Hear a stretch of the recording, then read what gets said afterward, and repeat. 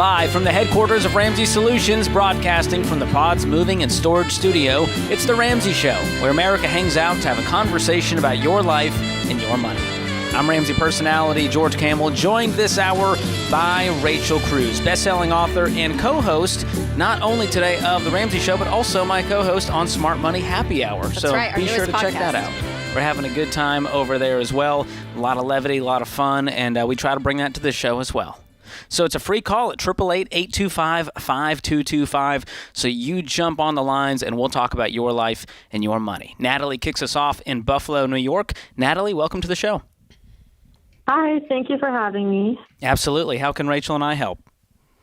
So I have about $400,000 in student loans, and I do qualify for the public loans service forgiveness. So I've been trying to really aggressively pay off the loans. My net income is about $120,000 a year. So I've been kind of pouring as much money as I can into my loans to try to get them out. But at the same time, the loans are they're due to be forgiven in 4 more years. I already have 6 years that qualify. It would just be 4 more years before they're supposed to disappear. I'm also trying to save for down payment on a house. So I was trying to see if I can put some of my money into a savings account or a CD to try to get enough money for a down payment rather than towards my loans. Natalie, what was your degree in for $400,000? I'm a physician. Okay, and you're making $120,000. Do you see your income going up anytime soon? So that's after taxes and everything. Not anytime soon, maybe on a yearly basis. Okay. So you're probably making closer to 200 or so gross? Exactly, yes. Okay. 213 or so. Okay. Yeah. Well, first and foremost, no, I would not be saving for a house, Natalie, until you get all of this situated, because it gets in a really tough position when people go and purchase something like a home, which is for most people, their largest financial purchase.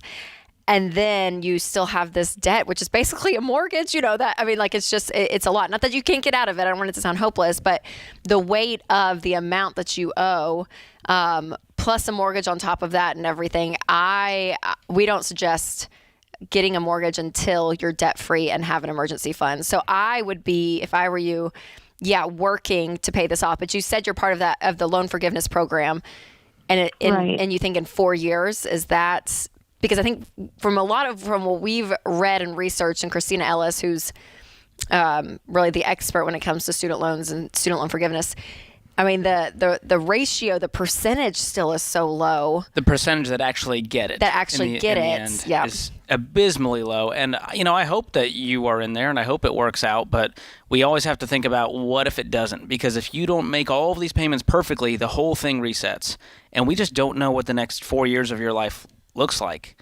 And the other side of this, are you wanting to purposefully work in the public sector? So right now, kind of everywhere I've had a job is just in that sector. So I was thinking of just sitting there for at least until, for 4 more years, just in case I do qualify to do that.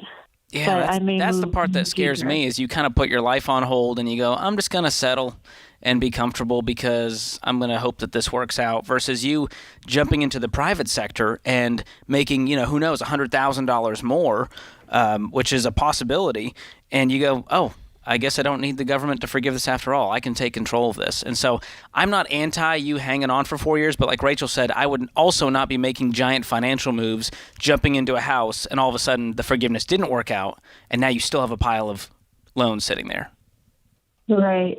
I guess all my life I've just been renting an apartment, and I feel like my money's not really going anywhere, and I thought it would be a good investment, but and you're exactly right though. It would be, and I think real estate and owning a home is something we definitely want for everyone. But just with your current situation and this amount of debt. But the great thing is, Natalie, if you do what George says and just kind of dream a little bit and say, okay, what if I go into the private sector? How much can I make, and how much would it take? Because you could have a really big shovel. You have a big hole, if you will, with that $400,000, but you could also get a massive shovel and knock this out in 2 years. I mean, if you made, 350, and it's like, man, you could make a huge dent in a quick period of time. So that's what I would do. And two, Natalie, there's almost this mindset to have when it comes to your money. And I think, majority of the parts of your life of you owning it, and taking control. And instead of waiting on a program or waiting on a system to come in and fix it for you to say, okay, I signed up for these loans. This is the career path I wanted. And I bet you're a fantastic physician. And you're going to be able to help, and you are helping, tons of people. So it's such wonderful work that you're in, and to say, I'm going to just take care of my life and my money, and it's going to be up to me. And when you have that mindset on something as big as student loans and student loan forgiveness, and this is kind of the same conversation we're having with people out there that are waiting on the current system, to get into place because they want some loans forgiven. And so it's just that mindset shift. And when you start to actually take control of your life, things just move. Like the progress of what you do, you just take ownership, and then that bleeds into other areas of your life too. So that's kind of our attitude when it comes to our money is not waiting on someone else or another program to fix it and wait 4 years, where you could do a lot, Natalie. You really could, and I believe you can. Yeah. So, I'm not going to give you advice today to say go do this or go do that, but we hopefully gave you enough to chew on to kind of thumb through this. And when people are, over halfway into this, Rachel, it's hard to go like, okay, like in 4 years it could be gone. You know what? That's a lot of money. I'm going to be a little bit more black and white than you, George. Okay. I would tell her go to the private sector unless she feels called. If there's like this and that was what I was huge pushing why for. To the public, but if it's not, if you're doing the public just to get the loans forgiven in 4 years, I'd scratch it and I would say go to the private sector. You can serve there really well, help a lot of people. Just grab on your and then saving up for a house, Natalie, with that income, with no payments, no debt. I'm like, oh my gosh, you could save up for an incredible house quickly for a down payment. Like all 20 of this, years in the private sector. Yes, I mean, in the next 5 years, Natalie, your life could look so different. So if I were in your shoes, that's what I would do. That's a good word. And go check out our Borrowed Future documentary. It's free on YouTube. And I think that will maybe inspire you in some ways as we dig into this whole student loan crisis, the further education conversation. It's good stuff. And while we're on this thread, Rachel, talking about taking control, I want to mention that we have launched our Building Wealth events. And that's kind of what it's all about. We're telling people, hey, you don't have to wait on the economy, on the White House to take control of your money and build wealth. And so general admission passes for this event are just $39 until December 5th. So that's early bird pricing. It's going to be Dave Ramsey, Dr. John Deloney, Ken Coleman, myself, Rachel Cruz. We're going to kind of switch off at these events across the country. We're kicking it off January 12th in Nashville, Tennessee. Then we're going to Indianapolis in February, Austin in February, Salt Lake City in April, and Anaheim, California on May 2nd. We're going to show you how to inflation-proof your money, build lasting wealth, and how to apply these principles to your life in a way that is real. So early bird pricing ends Monday. Do not miss this. Get your general admission pass for just $39 today. Go to RamseySolutions.com/events. That's RamseySolutions.com/events. Don't wait on anyone to get control of your life and especially your money. This is The Ramsey Show.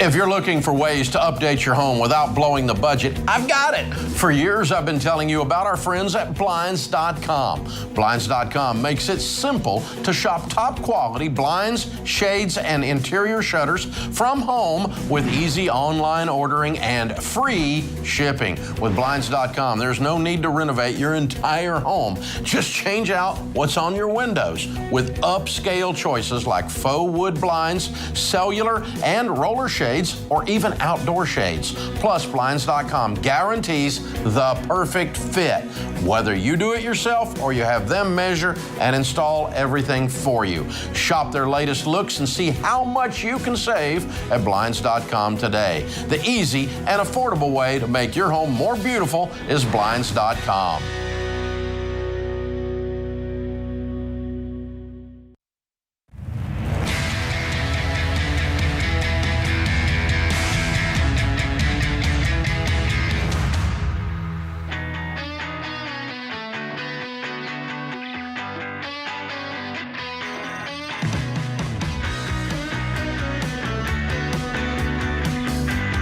Welcome back to The Ramsey Show. I'm George Camel, joined this hour by Rachel Cruz. Well, it's been an amazing week of Ramsey shows so far. Appreciate all of you calling in and trusting us with your biggest life and money questions, and a lot of tough family situations going on right now. Calls about paying back estranged parents' loan, taking estranged children out of the will, moving on after a divorce, setting boundaries around holidays and Christmas gifts and travel, giving money to kids. There's so much relational and money conversations happening right now, Rachel. Yes. And yeah, this week it was just magnified. It felt like there was a lot Holidays of will bring that out. I guess so. On top of that, we had some amazing Dave Rants, which we all love. I know you do as the listeners, on annuities, gazelle intensity, on eating out. I had a viral TikTok video about how eating out is more expensive than eating at home. Okay, so I heard about this. What happened? People were just saying, your numbers are so wrong. You can't eat at and home what for were under your numbers? Give us a little I said the average snippet. meal eating at home, about $4 per serving. I think I need to make that clear. Average meal eating out, about $13. They're like, my eggs are $13. Oh my gosh, you can't. And so stop. it's just a very, very mad upset. at you, George. And Dave's reaction, I mean, he was at level 10 the whole time. You got to go check that one out. He also had a great rant about Bitcoin bros as more and more crypto coins are collapsing, companies collapsing, and even some current event stuff. Student loan forgiveness has been a hot topic, and all these crypto exchanges failing. So a lot of good calls, good content. Go check it out. You can do that. Go back and listen to podcasts. Check out the Ramsey Show YouTube channel, all about the highlights. And if you do like the show, if you're an avid listener, you love it, please consider subscribing, leaving a review, and especially this, share it with someone who needs to hear it. Most people these days, Rachel, they've got the Rolodex full when it comes to shows. The only way they're going to add one in or swap one out is for a friend to say, hey, you really need to check out The Ramsey Show, and send them a specific episode that you really enjoyed. So that's super helpful to help us make more impact across the country. Back to the phones we go. The number is 888-825-5225. Jerry is calling in from Indianapolis. Jerry, welcome to the show. Hi, thank you. Absolutely. How can we help? First of all, God bless you for taking my call. And I basically owe about $50,000 on my home. The price is at about $180,000. And my question is, should I sell it?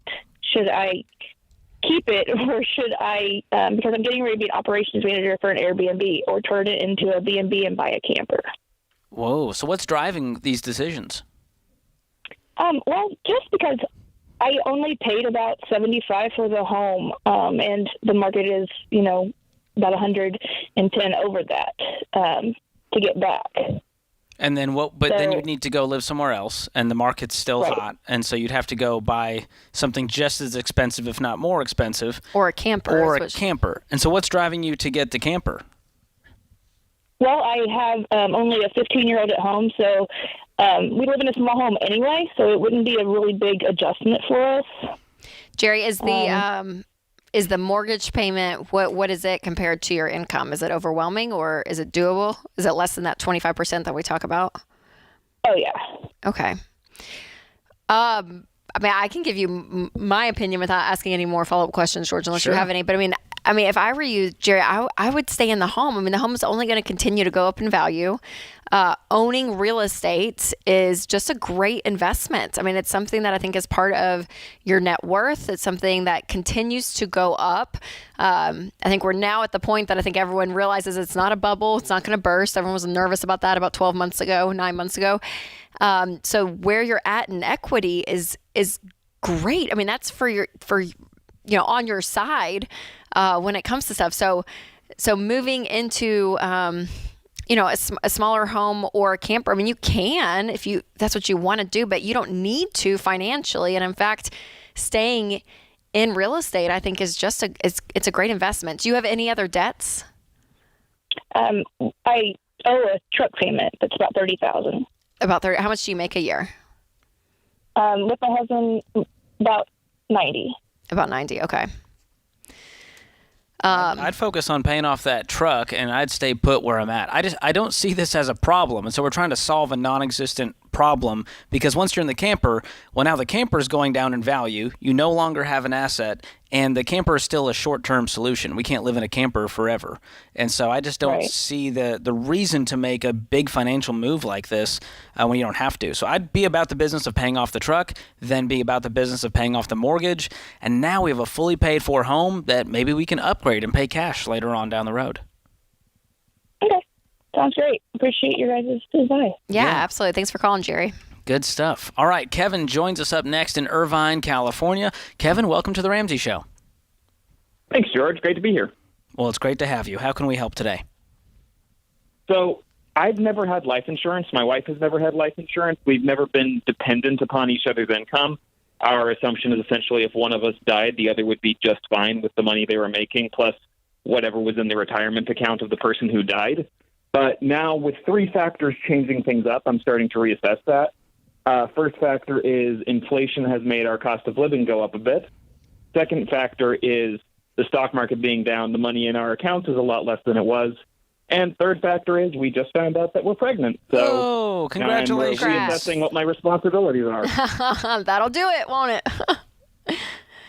That's great. Well, your factors right there are exactly why we tell every human being to get life insurance if there's someone else in the picture, because we don't know what life's going to throw at us. And if, God forbid, my spouse died, I don't want to have to go straight back to work because I need that paycheck. I want to have space to grieve. I want to have money in the bank to know that I'm covered on that area so that I have that space emotionally. And so that's one major reason to have it in place. So I would absolutely get life insurance for both of you in place. Get a term life policy that is worth 10 to 12 times your income, especially as you bring a little one into the world. Yeah. Are you guys both pretty healthy, Kevin? Pretty, would you say health-wise? I like to think so, for sure. Yeah, totally. Well, how old are you guys? I'm 34, she's 32, and do you mind if I give you my numbers real quick? Yeah, sure. Please.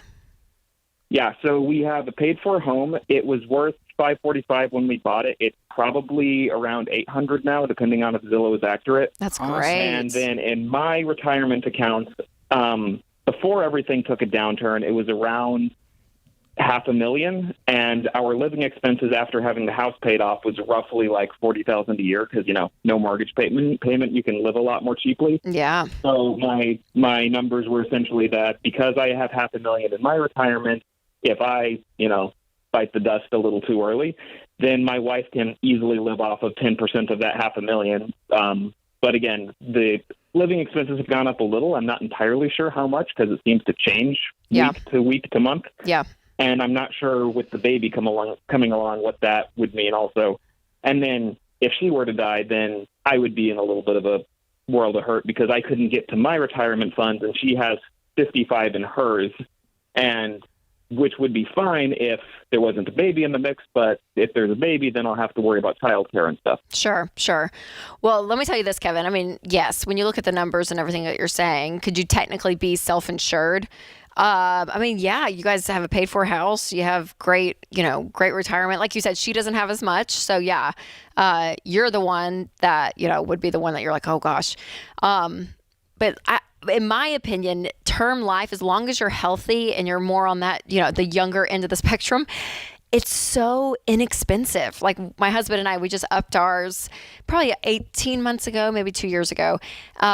And I would say we would technically be self-insured. We're kind of to the point that we're like, okay, we're on baby step 7 and we might be fine. But I'm like, it's just so cheap that a part of me is like, I kind of just like to have it. Like just in case that I'm like, okay, it's just there because it's so inexpensive. And as it starts raising where you're like, okay, it's just not a good use of our money anymore because your retirement's grown, you guys, again, maybe in a different season, then you could look at saying, self-insured. But I would still do it just because it's so inexpensive. But maybe that's the security part in me as a woman where I'm like, it's that extra safety net that just feels nice to have. Yes. 10 to 12 times your income, get a 15 or 20-year policy. You're going to sleep better at night. And by the way, if you're a stay-at-home parent, you especially need insurance. Just because you don't have a paycheck doesn't mean that if you need to be replaced, it would take 17 people and a lot of money. About $500,000 on a stay-at-home parent is what you need. Get this in place today. You can go check out our friends at Zander Insurance. That's where me and Rachel have ours through, and they will take good care of you.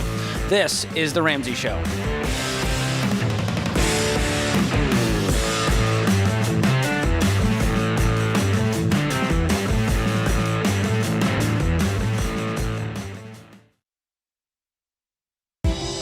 I love real estate, and I want you to have a house, but I don't want a house to have you. That's why you need to get in touch with Churchill Mortgage to make sure you do this right. These guys are awesome. They'll help you get on a smarter mortgage plan because they're committed to doing what's right for you. That means they check in every year with free consultations to help you stay on the right plan. They show you how to save money and interest so you can build wealth faster. They walk you through the total cost of your loan so you can make the best choice. Basically, they care. That's why we call them Ramsey Trusted. You can achieve debt-free home ownership, and Churchill is here to help. Go to their site, churchillmortgage.com/Ramsey, to start your approval or get more information.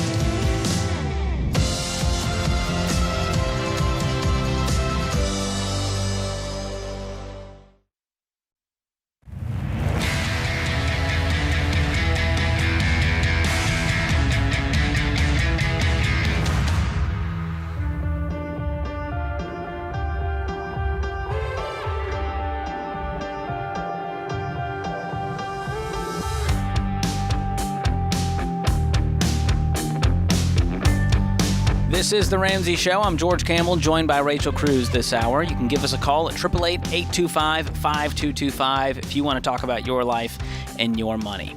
Well, Rachel, I've been tagged in about 1,000 of these Spotify Wrapped Instagram stories. I know, isn't that great? And what's so cool to see is how many people have been checking out the Ramsey Network shows. Not just the Ramsey Show, but the Dr. John Deloney Show, the Ken Coleman Show, the Rachel Cruz Show, Smart Money Happy Hour. And Jacob D. emailed in with subject line, "I think I have a Ramsey Show addiction." And his top 4 podcasts, Ramsey Show, the Dr. John Deloney Show, True Crime Garage, followed by Smart Money Happy Hour. There you go. So thank you, Jacob, for being such an intent listener of all of our shows. And thank you all for listening, for sharing that on Instagram. It helps us spread the word about the show and impact more people. And that Spotify Wrap's hilarious, Rachel. They're like, this is so accurate. And it's like, yeah, it's literally data. It's literally They're the not numbers of making hours this you up. watch. We know that you listened to the Taylor Swift album 48 times in the past week. So good. That was a personal attack on me, Rachel. Fire album. All right, let's go to the phones. Carrie joins us all the way in Anchorage, Alaska. Carrie, welcome to the show. Hello, thank you for taking my call. You are so happy to be so cold right now. How are you doing? Well, yeah, you're absolutely right. It's 4 degrees, so still have a smile on my face, folks. I love it. That's the resilient Alaskan vibe we need today. How can we help? That is true. Well, I just had a few questions. This year had a lot of changes. I sold a condo that I had owned for 10 plus years and bought a home, and also got engaged. And so now here I am with a fiance with a home, and I have a home, and we're kind of just in that spot where I was able to rent my house out. And I don't know if I'm doing the right thing, or come when the lease, is up, should I rent it out again? Do I need to think about just selling my house, or do we keep it? And so, yes, you guys will be moving into his place.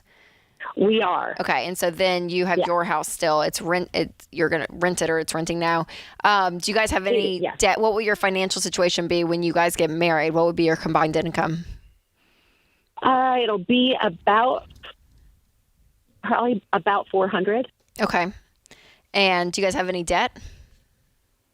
The only debt that I have is my mortgage. Okay. Now. And that's it. Will he have any? No, just his mortgage as well. Okay. And how much is his mortgage? It's about $1,800. What's left total on the loan? I'm not exactly sure on the number, but it's definitely under $200,000. Okay. Cool. Probably under $150,000. And how about you in your house? Well, so my payment is about $2,200, and I just closed on the home in May. Okay. And how much do you have left on the mortgage? About $360. $360. Okay. What's it worth if you sold today? About the same? But again, with the markets doing what they're doing, I would think I would get what I paid for it, which was $375. Okay. So you don't have much in the house as far as equity? I don't. What are you renting it for? Which is kind of where I'm. $3,100. Okay. Yeah, I mean, you asked for our opinion, I'll give it to you. If you were married and you guys had a mortgage and you said, hey, let's get another house and another mortgage and put very little down, I would say, don't do that, Carrie. And so that tells me we're going to sell the house, and any of the profits we can throw at his mortgage, and we just be about the business of getting rid of our now one mortgage. And later on down the road, you can get back into the real estate investing game and do it with cash and do it with a lot of peace and a lot of wisdom. So that's what I would do if I was in your shoes. Okay, I like that idea. It's a little scary to think that I just purchased a house and now I'm going to sell it. So that is the bummer. That is because there's going to be, you're paying the fees. You may not get out of it with a whole lot of profit. And that's okay, Carrie. But honestly, it's going to be worth it. Like, of not owning a home, you're going to be dealing with a renter.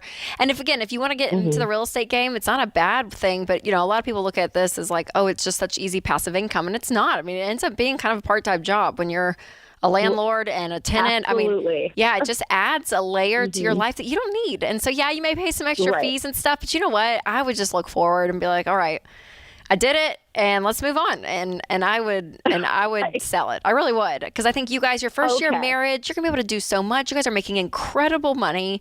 You're gonna be able to knock out your primary mortgage, and I mean, you guys are gonna start investing. You're able to have cash and travel. I mean, there's I'm just excited a lot for you. A lot for you in the future, Carrie. I know you guys are. You're going from 2 mortgages, and pretty soon you're going to have no mortgage. And then imagine making $400K with no payments in the world. How quickly could you stack up a whole bunch of cash and buy property and have it completely if you want it, right? Cash flow, all the profits yours. So I love this plan. And can I gift you a little premarital gift?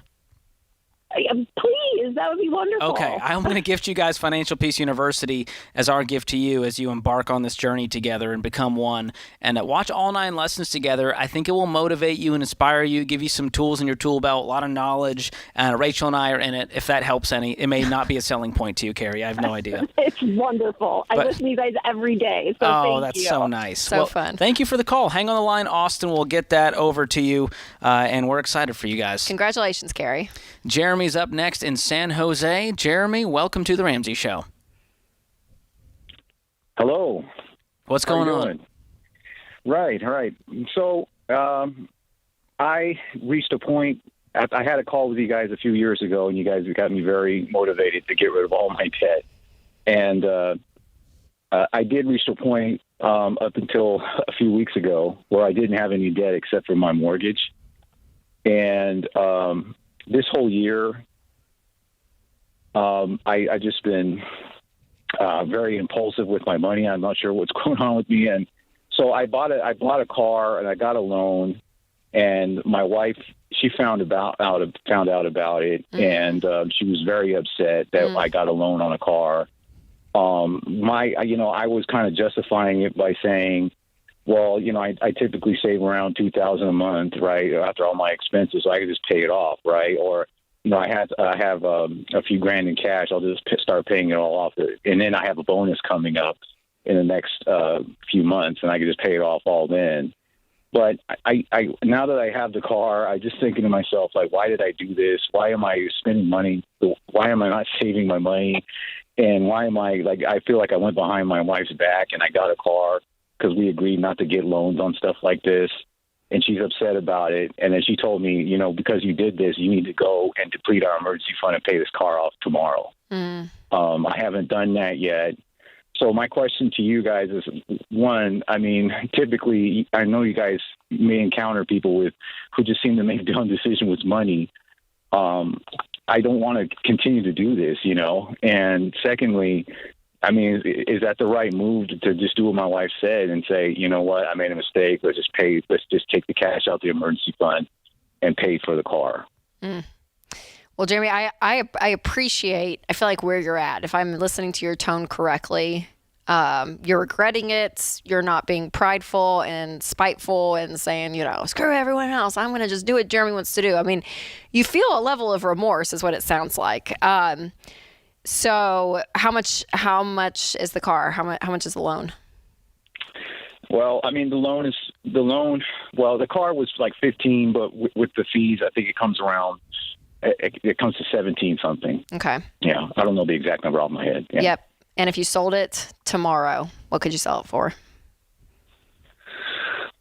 Man, I think the car values have actually lost value, so I think I could sell it for probably 16 or 15. Yep. Yeah. Yep. That's what I'd do, Jeremy. I'm selling it. Yeah. And I would just chalk it up. We call it stupid tax around here. I was just being stupid. Why did I do that? And we've all done it. Different dollar amounts, different purchases. We've all done it. So if I were you, and I think that's an act to your wife too, to say, hey, I screwed up and I'm going back and I'm making this right instead of depleting the emergency fund for a stupid car. It's not an emergency. No. And then what happens when a real emergency hits and you have no money? Then your wife's really mad. So, this was financial infidelity, and you have to rebuild trust, and I think a way you can do that is by reversing this decision and selling it to show her how serious you are. But don't beat yourself up. You're not dumb. We all make dumb decisions. This is The Ramsey Show.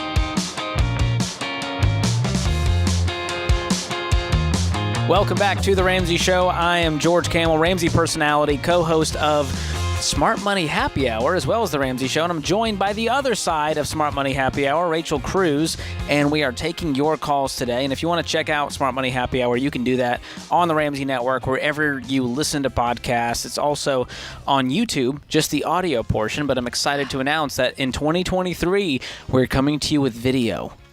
People have been asking. They want to see it. They want to believe it. And so an episode just released yesterday all about Love is Blind's best and most cringeworthy money lessons, and it's one of Rachel's favorite reality shows. I love Love is Blind. So this was really just a gift for Rachel to talk about her favorite reality show at work. I know. And I want to do Laguna Beach next. I binged that. We got a lot of good pop culture on this podcast. So make sure to check it out. And some good lessons, George. You're right. It's real time life happening. There's a lot of what not to do and on these reality shows, and a few that are like, okay, thumbs up. You're doing great. Oh, boy. Good stuff. I know. Dave was talking about how he listens to every episode. He's like, I mean, it's all so good. I didn't really like the last episode, the Love is Blind one. I was like, oh, come on. Not the Target demo. Yeah. I thought you were going to say Dave watches Love is Blind. I was like, that is the shocking revelation of the year. That could be a reality show right there. Oh, boy. Well, we're going back to the phones this hour. The number to call is 888-825-5225. You jump in. We'll talk about your life and your money. Eric has chosen to do that, and he's over in St. Paul, Minnesota. Eric, welcome to the show. Hey, guys. Thanks for taking my call. Absolutely. What's going on with you? So I guess my question today is I am in a 3-year-long relationship. I'm 19 and my girlfriend's 18. And she's not really familiar with the plan, but she's planning on going to college soon. And I can see a future with her, and I'm scared. I don't want her to go into debt, but every time, I guess we were raised differently, and I grew up in a less fortunate circumstance, but she's been able to spend more, and so there's kind of a disconnect there, and I don't know if it's any of my business, being that we're still dating, that we're still so young, or what I can do. Well, you're very wise for your age for even considering all of this in the equation. Is she going to college near you, or are you guys going to get split up? No, she's going near us. Near good. Our hometown. That's okay. Great. That bodes well. Yeah, I mean, do you see yourself proposing anytime soon? Do you think you guys are going to get married, in like the next year? Or do you think, oh, no, we're still too young. We're going to wait it out a few years, wait till she graduates? Like, what is your plan, Eric, with her? Well, we both knocked out some college credits. I'm about graduated with a bachelor's, and then she's kind of on a similar path. Wow. So this is like an accelerated program? Yeah, through our high school, and some of my classes as well. Well, what I'm kind of getting at, Eric, is depending upon how quickly you're going to make a decision when it comes to something like marriage will be the speed at which I would have a conversation with her. So I'm not going to knock your age. I was young when I got married. I was 21, so I was just 2 years older than you. I got married young. So, if you guys really are going down this path and it starts to get more serious and you're like, okay, yeah, marriage is a for real thing. We kind of have a timeline. We're mapping this out. Then that's when the values conversation comes into play is, hey, is debt going to be a part of our life, or are we going to live debt free? What does it look like to live on a budget together? What does it look like? Maybe if she's a spender and you're the saver, which is my marriage, I'm the spender, he's the saver. And you start to have those kind of values conversations. You guys are still going to be different. You kind of have your God-given personality, but you start to have those conversations, say, hey, how are we going to work together as a team? But I wouldn't feel the pressure to do that, Eric, again, if marriage isn't really in proximity, because while, yes, she could be the one, and you know that at 19, and you guys could get married and all of that. Also, a lot of life happens, in your late teens and early 20s, especially when you're making decisions like college or moving for a job. You just never know what's going to happen. So I would accelerate the conversation as the wedding conversation starts to accelerate and become more of a reality. But that would be my opinion. Yeah. Have you had conversations with her about money so far that have not gone well? What kind of makes you think she's super far off?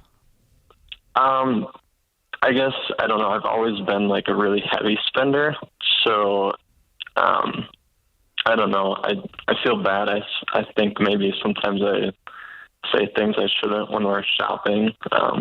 But I also do it because What are you saying? Give me an example.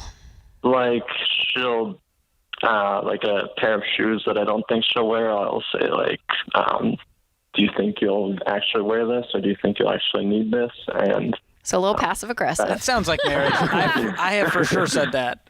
So that doesn't end well for me. Yeah. Well, I mean, it never ends well for me, Eric, too, in my marriage. And Eric, you never want to get in the position where you feel like you're parenting her or something. And she's 18, and if she's never really done stuff on her own, she may not know.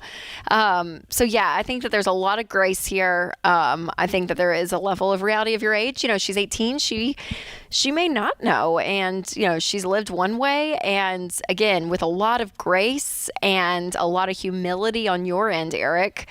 To start those conversations, I think would be great. Yeah, I was a knucklehead at your age when it came to money, so I don't want someone judging me for the rest of my life based on how I was at 18. Yeah, that's right. And so I would definitely have some grace. I feel like you're so mature for your age as far as the way you're thinking, and so I think we also need to go chill out. We're not adults yet. We don't have bills to pay, so I don't need to be like, what are your thoughts on annuities versus 401ks? You can just have more general money conversations with her and say, hey, what's your plan for school? Are you applying for scholarships? Like, how cool would it be if we could both graduate debt free and all of our income from our jobs stayed with us? And you can just start to kind of see how she feels about those kinds of things. I guess another part of the problem is that I was fortunate enough to have my college paid for through like grants and stuff through the state. And so she's like, you haven't even tried to go through college without taking out loans. So she's going, well, you don't get to talk to me about that because you're over here and you got all this free money to go to college. Have you helped her maybe apply for some scholarships? Helped her find some? No, I've encouraged her to look, but no. I think you kind of come alongside her, not as a condescending coach, but more as a friend, a boyfriend, and go, hey, I want to see you win. I care about you as a person, and I know you got a lot on your plate right now. I'd love to help in any way I can. Yeah, and I would leave the boundary at that, Eric, because as much as you love her, you guys are just dating. It's not your wife. If you were in a marriage, this would be a different kind of conversation. You're just dating, and so she doesn't have responsibility to you. I mean, she doesn't. So, I don't know. There's that tension that lies there, but I think having those conversations, I think is totally fine. To bring it up and just casually be like, all right, let's talk about college. Let's talk about, and again, as the future starts to become more of a reality, it's like, all right, let's talk about this. This is really important to me. This is a value system play to me, and have those. But I would just kind of, I would take a breath, Eric. I would just chill. And these are her decisions. You're not married to her. So obviously you want her to go one path. But even if she doesn't, we tell people, you can marry someone with debt. Yes. That is still a thing. Again, you want your values to align. But if she makes this, if she decides to go into student loan debt at 18, it's not wise, but she gets to make that decision, her and her family. And she's going to go along and then if you guys end up getting married, then that'll be a discussion. But I don't know. I want you to enjoy some of this life too. You know what I mean? I don't want you to skip straight to adulthood. Well, just like the tension point. But you could watch Borrowed Future with her. It's free on YouTube, and that can start a conversation without you starting it for her, and just her saying, "Hey, that was a really interesting documentary. What are your thoughts on that?" And that's a good way to kind of get those values out without making it weird. Sure. So, I'm rooting you on, man. I hope this thing works out. You sound awesome, Eric. Keep up the good work on your end, for sure. You're killing it. That puts this hour of The Ramsey Show in the books. My thanks to my co-host, Rachel Cruz, all of our listeners out there, and all the folks in the booth keeping the show afloat. We've got Austin and Will and James and Zach and Andrew and Josh, a whole bunch of folks. We'll be back with you before you know it. This is The Ramsey Show.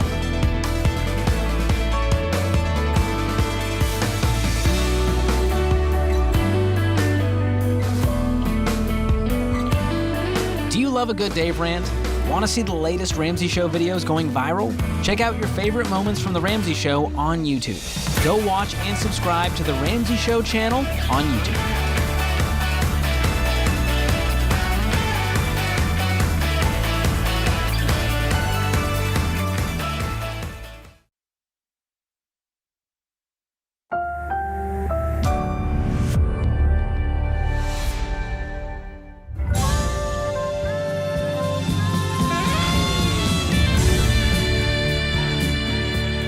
Live from the headquarters of Ramsey Solutions, broadcasting from the Pods Moving and Storage Studio, it's The Ramsey Show, where America hangs out to have a conversation about your life and your money. I'm Ramsey personality George Camel, joined by best-selling author and host of The Rachel Cruz Show. You guessed it, it's Rachel Cruz herself. And we are taking your calls at 888-825-5225.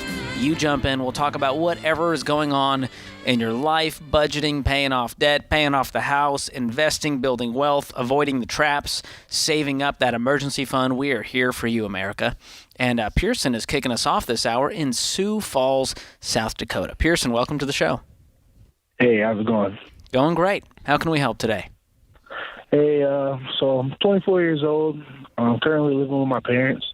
I've been saving up money for a house for about 5 years now.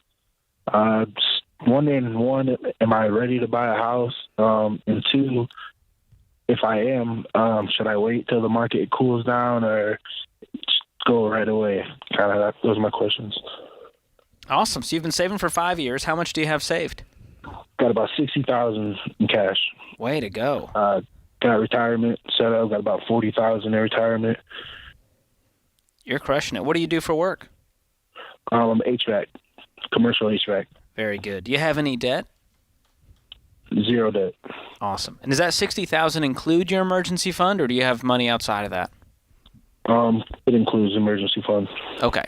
So most of that can go towards this down payment for the house, and you're wondering, am I ready to do it? Am I ready to move out? Have you looked at homes in that area? Are you wanting to stay in Sioux Falls? Yes. Prices are pretty outrageous right now. Give me a number of like a single family or a condo, an apartment. What are we talking? What am I looking to pay for? Or, yeah, are you wanting a single family home? Yeah, single family home. Okay. I'm looking to spend about $250 if I can, but anything like worth living in is above $300 right now. So I'm wondering, do I need to just raise my price or should I wait? Yeah. How much do you make a year? So for the last 5 years, I've been making about 46 to 50. Okay. And I just bumped up to making 110. Whoa. Doing what? Yeah. The same thing? Same exact thing. I was just kind of just get my foot in the door at first, and I switched to a different job. And wow, Pearson, congratulations. A different company? Yes, it's a different company. I commute to Minneapolis for the week, but it's all paid for, and So, but that's where the money is. So I'm willing to, travel for it. So. Good for you. How long have you been in that job? Just 3 months now. Okay, that's awesome. Because what I was going to say is with that income, I mean, you more than doubled. That's impressive. Which is awesome. Right. So, Right. I mean, yeah, looking at your numbers, I mean, you'd have $50K to put down for a down payment, which is that good 20% down for a $250,000 house. But that does leave you $10,000 as an emergency fund. So, I mean, and making sure, that everything's your mortgage is no more than 25% of your take-home pay once you do your budget and everything. But I mean, the numbers you're giving us, Pearson, I mean, they look great. If you want to save some more for that emergency fund, have a little bit more than that $10,000, you could do that just to have some buffer, and making sure that it's more around that 6-month mark because. There's no urgency to buy this house, so I would have a really great emergency fund, and then. I mean, I think you're definitely to the point about, moving out. Are you wanting to stay in the Sioux Falls area, do you think, or are you going to want to? Okay. I want to stay around the west side of Sioux Falls. So that 110, that's just kind of what I'm on pace to make right now. That's getting 60 hours, 20 hours of overtime as well. So I don't know, should I calculate it as just 40 hours and just anything overtime is extra, or if it's not sustainable and you don't see yourself doing this, extra overtime forever, I would calculate it based on that number minus the overtime to give you a more realistic number so that you don't have shell shock when you get into this house. But one thing you might consider, since you have this income right now, is, hey, what if over the next 6 months, since I'm living with my parents, I have no bills, I'm just stacking up cash. Could I take that $60,000 up to $100,000 in the next 6 months? And now I can get that $300,000 home, still have over 20% down. And, we say that we want you to get a 15-year fixed rate mortgage where the payment's no more than a quarter of your take-home pay. So that helps you figure out how much house I can afford today. Yeah, and I would say too, Pearson, because of, you're single, right? I didn't hear you say wife. Yeah, you may not need that, but you know what I mean? Depending on what just because you qualify for a certain level of mortgage, or even what the bank's always happy to give you more money. Yes, and even our formula, if you look and say, okay, but I don't need that. I'm great with just starting with a condo and living here for a few years, maybe upgrading later. So really too, it's what you need in the moment, what you can afford, what's wise. I mean, all of that comes into play, and I have a timeline, and the idea of living at home is great because you're saving that money. So that's the pro. But there is something too, Pearson, about being on your own. Like there is just this, this growing up that ends up happening when you're the one that comes home and has to look in the refrigerator and say, oh man, we're out of milk. I'm out of milk. I need to go to the grocery store. Yeah. And paying bills. I mean, there's just this level of growing up, a dignity that's placed in you that is different. So, I mean, again, you could go rent for a year somewhere if you wanted to. You have enough money here, though. I just feel like, buying a home is totally good. Again, if these numbers all work out. But you've done the hard work, man. I mean, you got out of debt. If you had any to begin with, you've got a bunch of money in the bank. You're a very wise, mature 24-year-old. Oh, well, it's all my dad has been watching Dave Ramsey, and I've been watching it growing up, and I got to give all the credit to him for getting me set up. And that's nice. Well, you did it too. You're saying that $100,000 mark I'll be able to get that $300,000 house. Well, again, it all depends. You can use the mortgage calculator at RamseySolutions.com. It's free. Okay. And you can type your numbers in and say, hey, if I got a $300,000 house, I put $100,000 down, what kind of payment would that be on that 15-year fix? And if that's about a quarter of your take-home pay, so you're after tax, but before any other deductions like investing and retirement. And minus your overtime. And minus the overtime. Budget around just that 40-hour a week. So if you're bringing home $4,000 a month, the payment comes out to $1,000. You're like, all right, great. That's the sweet spot. I'm ready to do this. Or you say, all right, I'm going to compromise. I'm going to get a condo for now because I can get one for $200,000, and that's really going to set me up for success. And I can always upgrade to the single family later on down the road when I'm married and need, 5 bedrooms. Yeah. So, but you're doing this with a lot of wisdom, man. I'm proud of you. Great job, Pearson. You're doing great. This is inspiring, Rachel. Can we just have more Pearsons in the world who are willing to do the hard work? Yes, and amen. He's not trying to shortcut this thing and go, hey, I got a huge pile of debt, but I want to be a homeowner. And it's that perseverance. And this guy's saved up $60,000. for a down payment on a home and has no other debt. And I'm like, that's the perseverance. That's the longevity of the attitude and spirit. Yes. That you end up winning financially and building wealth and keeping it, because it's not this flash in the pan. I got a shortcut. I mean, he's doing it the right way. And he's working in the trades, and I've got mad respect for all of you in the trades. Yes. And you probably don't have fancy 4-year degrees with hundreds of thousands of dollars in debt to show for it. This is The Ramsey Show.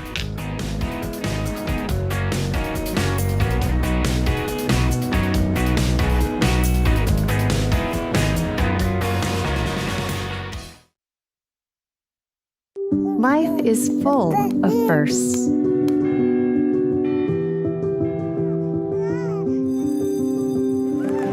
As the first and longest-serving Christian health cost-sharing ministry, CHM has shared medical expenses for its members since 1981. We believe you should have the freedom to focus on your health while being supported by a community of believers, giving you the opportunity to create many more firsts.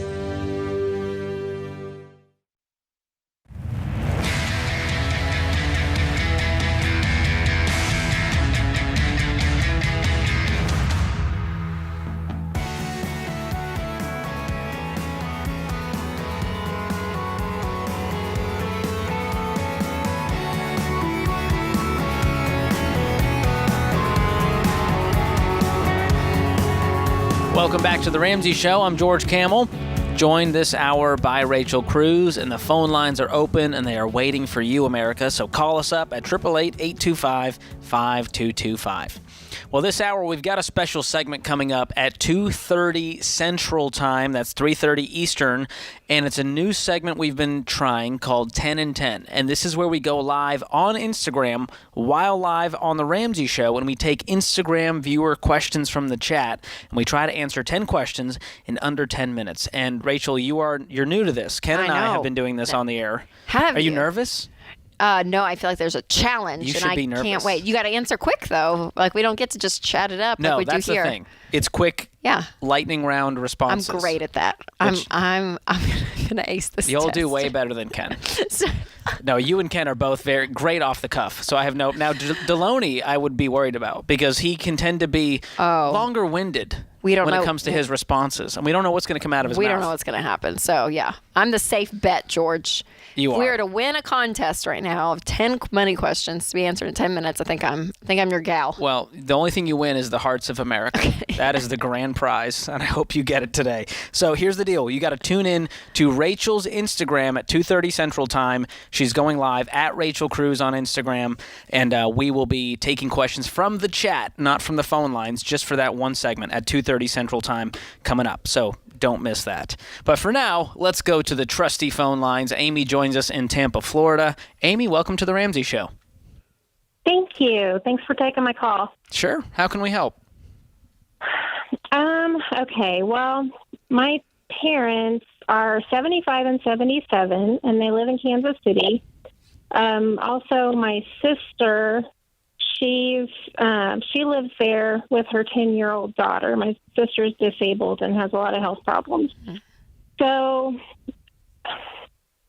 there's several things going on, but one is that my dad has this coin collection, and I think he's running them into a lot of debt collecting the coins. And my sister has a credit card she just uses, for whatever, fast food, whatever. And my mom keeps getting scammed. I don't know what to do. I don't know what to do to help them. I mean, and the house is overflowing with stuff.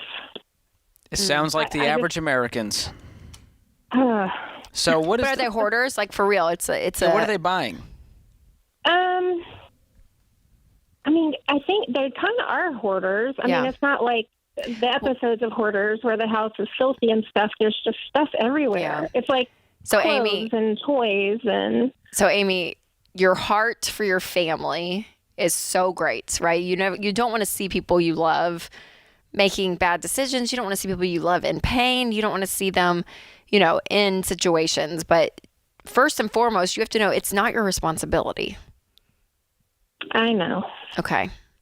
I want that burden off of you. Even though your heart longs for something, at the end of the day, they are all adults, and it is not your responsibility. Now, can you have a conversation with them? Sure. And I think there's ways that you can do it better than other ways, and we can kind of talk about that. But at the end of the day, you have to. It took me a lot of therapy sessions, Amy, just to realize you can't control people. You can't. And as much as you want something, the outcome is not dependent upon you. It is on them. And so there is a level of this that you have to let go. I hear the concern and I hear the stress in your voice. And so while you don't want to see people you love in pain, there is a level that you do have to let go of that control because you can't control them. Well, last Christmas when I went home, they had fallen for one of these, we're going to help you get out of debt schemes, and they had allowed these people to charge $8,500 to their credit card. Yeah. So luckily, I just happened to be there at the right time that we disputed it, and the credit card company gave them their money back, but it messed up their credit score, and I'm afraid they're going to be doing the same thing again because my mom said, oh, somebody sent us a letter and they're going to help us get out of debt. And I talked to the gal the other day and she's going to call me back tomorrow. And I'm like, oh, no, not again. What do you say in that? Do you say, hey, Mom, do you remember what happened last time? And like ask her questions and let her come to a level of an epiphany? I mean, we've talked about it throughout the year. I don't know if she forgets or what. I mean, I think they're so desperate with the debt that they want that quick, easy answer. Sure. But I don't know. I don't know if I need to step in and try to take over the finances. I hate to do that. I don't know if they would let you do my that. Mom, probably not. And my dad my mom handles all of the, bill paying and all that. My dad doesn't even know how to. He never has. So it's kind of all on my mom. Yeah. And I think the next conversation with Mom is, Mom, I don't want you guys getting taken advantage of. And there's a lot of scams going around, especially with folks that are older, and none of them are real. And so here's what I want you to do. Don't answer the phone from people you don't know. Never give them money. Never give them access to your account. Never give them your credit card number. And if something does come up, let me know and I can help figure it out. And that way there's no condescension. It's just you coming around them to help them from getting taken advantage of. Would that be a different conversation? I've had that conversation with them, except for the, let me know and I'll help you figure it out part. I could throw that in there. I think that you're a great resource for them. I mean, when I was saying letting go of control, just knowing that you can't control them, but also you're in a position that you're like, okay, have you been following our plan? Do you, are you familiar with the Ramsey? Yeah. Okay. So what you could say too is, hey, Mom and Dad, this has really helped me a lot. And almost using a third party, us, by the way, me and George can be your bad cops and say, yeah, there's like this great podcast that I love. We can even, if you hold on the line, Amy, Austin will pick up and we will gift them Financial Peace University so that they can go together through it, and you can give them that as a gift from us and just say, hey, awesome. Mom and Dad, I think you guys should watch these videos. I'm here to help. I would love to help you guys set up your first budget, because with that, Every Dollar Plus will be there, our budgeting app, and you can kind of be the one that says you can't push it, like you can't force it, but that you're so available to help because you are concerned. And sometimes, again, the third party, us being the ones explaining things and talking about things and all that, sometimes parents, or for anyone, it's an easier pill to swallow than their daughter preaching at them, if that makes sense. So if that helps as well, I think that's a great idea. Okay. I will try that. Just take it one day at a time. Christmas, so You what? I'm going up at Christmas. Oh, so. good. Yes. So I think if I were in your shoes, and I don't know the exact relationship you have with them, but enough of like, yeah, if my parents were involved in stuff that I'm like, gosh, that is just not wise. I mean, I have such a big mouth, so I would have to probably say something and just, but out of the heart of like, here's what I'm seeing. And again, it may not be any of my business, but this is what I'm picking up. And I feel like you guys are stressed. And if I can be a resource to help, guide any of this, I really want to be here because it's helped me in my life, and you kind of tell your story of where you're at with money. And that's the best testimony right there. And for your sister who's using the credit card, along with whatever gift you're getting her, you can gift her the Total Money Makeover and say, hey, this book really helped me. The principles in here have allowed me to just have like a freedom with money. And I know life's tough for you with the disabled 10-year-old. Like, that's a really stressful place to be. So not having to stress about money, I think, could be a huge help. And I hope you'll read this and got what I got out of it. We'll throw that in too, Amy. So also we'll throw in a TMMO book too for your sister. Yep. Merry All Christmas. Right, thank you. Yes, thank you so much for the call, Amy. Wishing you the best. What a giant heart Amy has. I to help her know. family, I mean, it's so hard. It's so hard. I can't control people. I can't change people. I wish I had the magic wand. I know. All you can do is be a resource for them and live your life in such a way they go, wow, Rachel seems just happy and stress-free. What is she doing with her life? What's happening there? Oh, good stuff. This is The Ramsey Show.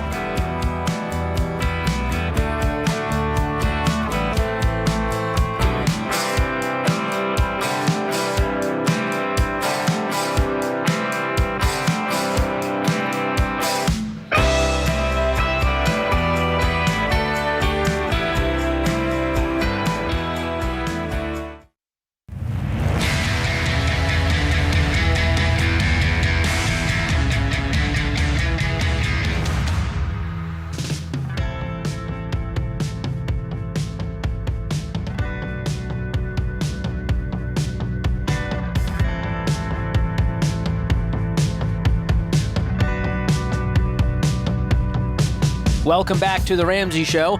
If you've been listening for a little bit now, you know that we are going live with a very exciting segment called 10 and 10, where we go live on Instagram while on The Ramsey Show and take questions from the Instagram chat. And currently we are live on Rachel Cruz's Instagram. So go check that out, at Rachel Cruz on Instagram. Jump into the live chat with your questions. Here we go, Rachel. See, I know. Okay. You ready? Do you scroll? Do I scroll? It's a free-for-all. It's just happening. And it all starts right now.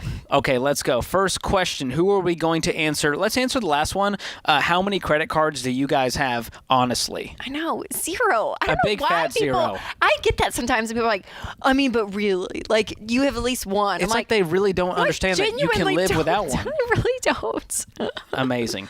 Let's see what we have here. You can scroll as well, Rachel. Well, what's the best way to carry cash? Oh. That's an interesting There's a little softball pitch. I'd say the Rachel Cruz wallet. That's the best way to carry. No, but really, having cash, it's the envelope system. So you take your budget, look at the categories that you tend to overspend, and cash those out. Especially if you're new to budgeting, carrying cash, it's so helpful. Not only do you spend less, studies show, but you're accountable. You know exactly how much is left in that category in your budget, and it helps you. All right. Rafa.ie said, what do you guys think about major banks' financial advisors like Chase, Bank of America, and Wells Fargo? It's a big fat thumbs down from me on that one, Rachel. I don't trust them because they have a vested interest in selling you all of the products from that specific bank, which is all going to be debt products and when loans. It's attached to a bank, that's usually what they're looking for. So, yeah, not a fan. No thanks on that one. Okay, what else? Oh, this is a fun one for you, Rachel. E. Rogers said, what do I teach my 4-year-old about money? Oh, I mean, at 4, I would start with like maybe 1 or 2 chores that you help them with and say, hey, yeah, and you pay them a little something, and then do that maybe over a week, and then take them to a store, buy a little something, and it probably won't be big, but they kind of slowly start to grasp that money comes from work. It just doesn't come from mom and dad's back pocket. And so you can do that at 4. You'll help them along the way. Very age appropriate, but yeah. Love it. Deanna Betts says, if I'm investing over 15%, should I feel guilty about spending on myself/fun? No, Deanna. Number one, only be investing 15% until you have a paid-for house. But no, do not be guilty about spending, especially if it was in the budget. That means you did it with intentionality. That's right. That's right. On purpose. Rachel, you'll love this one. Yes. How should the budget change when expecting a baby? Exciting. Oh, okay. So it will change. I mean, you'll have line items in there that you normally don't have, and so what are some that got added for you? And until the baby actually comes, I had like it was almost just like, I mean, stuff to get before baby comes. So yeah, you want to make sure you're stocked up on diapers. You have the clothes. You're going to do the nursery. So you want to price out a crib. You want to price out if you get a changing table or a dresser. There's some upfront expenses. And then ongoing line items. And that can be a range. You can go like really expensive on all of this or really inexpensive. So again, there's a range. All right. Miss Kania said, what do you think about online banking? I'm a big fan of online banking. We both have high-yield savings accounts that are with online banks, and but I also have a brick-and-mortar local bank, and so I like to have both. I want to make sure I can go talk to someone in person when I need to, and it's big value in having like a local credit union as well. Yeah, our emergency fund and kind of above savings that isn't retirement is with an online bank, Ally, we use, and then we have, a local bank that has like our checking and everything.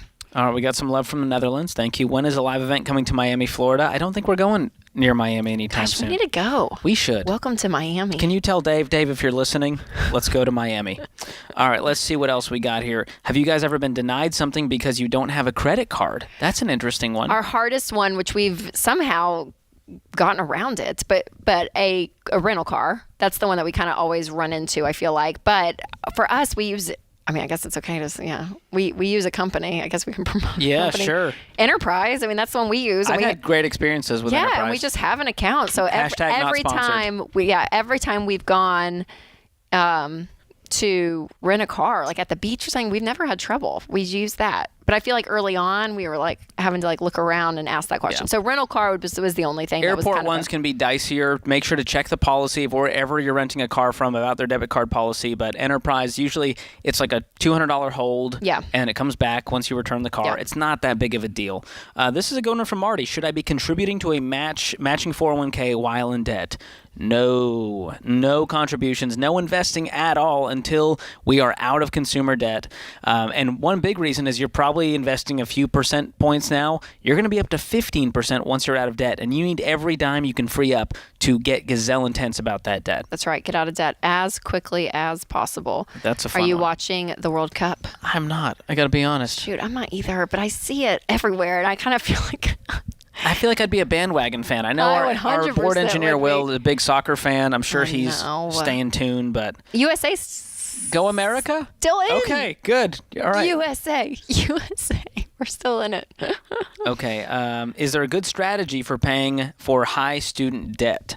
It's the same strategy we use for any kind of consumer debt. That's right. The debt snowball. List them out smallest to largest, regardless of the interest rate. Attack the smaller one with a vengeance, with all the margin you can muster up while making minimum payments on the rest. And then you keep rolling that snowball as you free up the payments. That's right. Well done. That's simple. How long should you save in baby step 3B? Ooh, this is a hot debate. It's not a time. For me, I'm like, it's not a major time limit. It's more the amount I have to buy a house. But I know people want to start investing. So you can actually split it up. We do say that sometimes. So it's like, if you want to go 50-50, 50%, you're using some money to start investing if it's going to be a long time, while saving up for the down payment. It'll just take you longer for the down payment. But yeah. That's a good one. Is it okay to have a credit card with a low limit? No. Low. Boo. Just use your debit card. I don't understand the obsession with using other people's money. Because everyone feels like you get your rewards. Yeah, you're getting stuff. But here's the deal. How are you getting stuff? Well, the bank's giving it to you because other people are paying fees and interest. So you're actually getting the free stuff because other people are not handling their money well and are struggling. And so it's a gross system. Just pay cash, you guys. It's not worth it. I think it was Jade, our newest Ramsey personality. She said, you can, oh gosh, what was the quote? Oh man, I don't want to butcher it. But it was like, you can be mathematically correct with also being wise. Jade's listening right now going, Rachel, you were so close. I'll come back next time because it's really good. Because it's like, does that all make sense mathematically? Like, sure. But that doesn't mean that you have peace.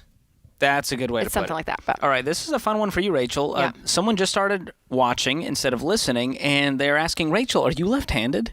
Oh, yeah, I am. Wow. Are you left-handed? No. Doesn't that mean you're smarter or something? Isn't there a thing with left-handed? You're supposed to be more creative, but that is not I think Rachel just shut that argument down. Let's see here. Rachel, where can I get a signed book? How do people get a signed book? We do them at a live events. Who is it? Le Butler Jr. DM me, and I'll look for your DM and send me your address. I'll send you one. You're about to get 1,000 DMs No, now. just for him. It's okay, or just her, you. or her. I don't know Le who Butler it was. Jr. Yeah, okay. Okay, does I'll a write that mortgage name down. count as debt? Yes, mortgage does count as debt, but it doesn't count as consumer debt in baby step 2. And so save that for what we call baby step 6. Once you're out of debt, you have the emergency fund, you're investing 15%, saving some for kids' college, then start attacking that mortgage. But it is absolutely debt. Try not paying and see what happens. Well, actually, don't try that because they will take away your home. Not a fun experiment. Not a fun experiment. All right.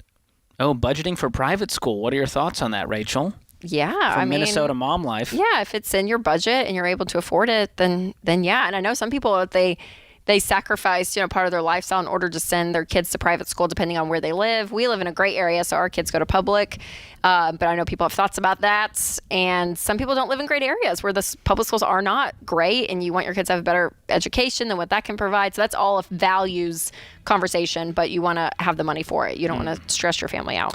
All right, I think we have time for one last one. Stephanie, do you recommend IUL, that is Index Universal Life Insurance? No, it is a scam meant to make the insurance salespeople money. Stay away from that. Stick to term life insurance only. James, how many questions did we hit?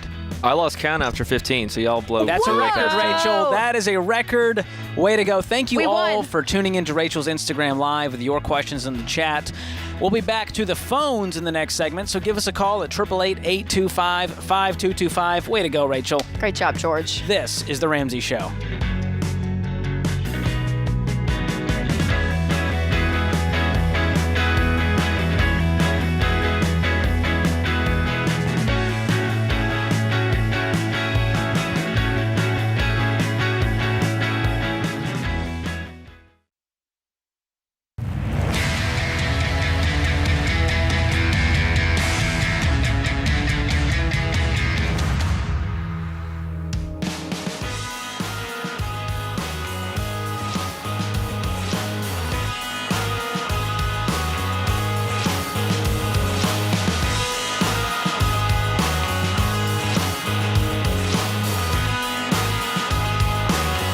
Welcome back to The Ramsey Show.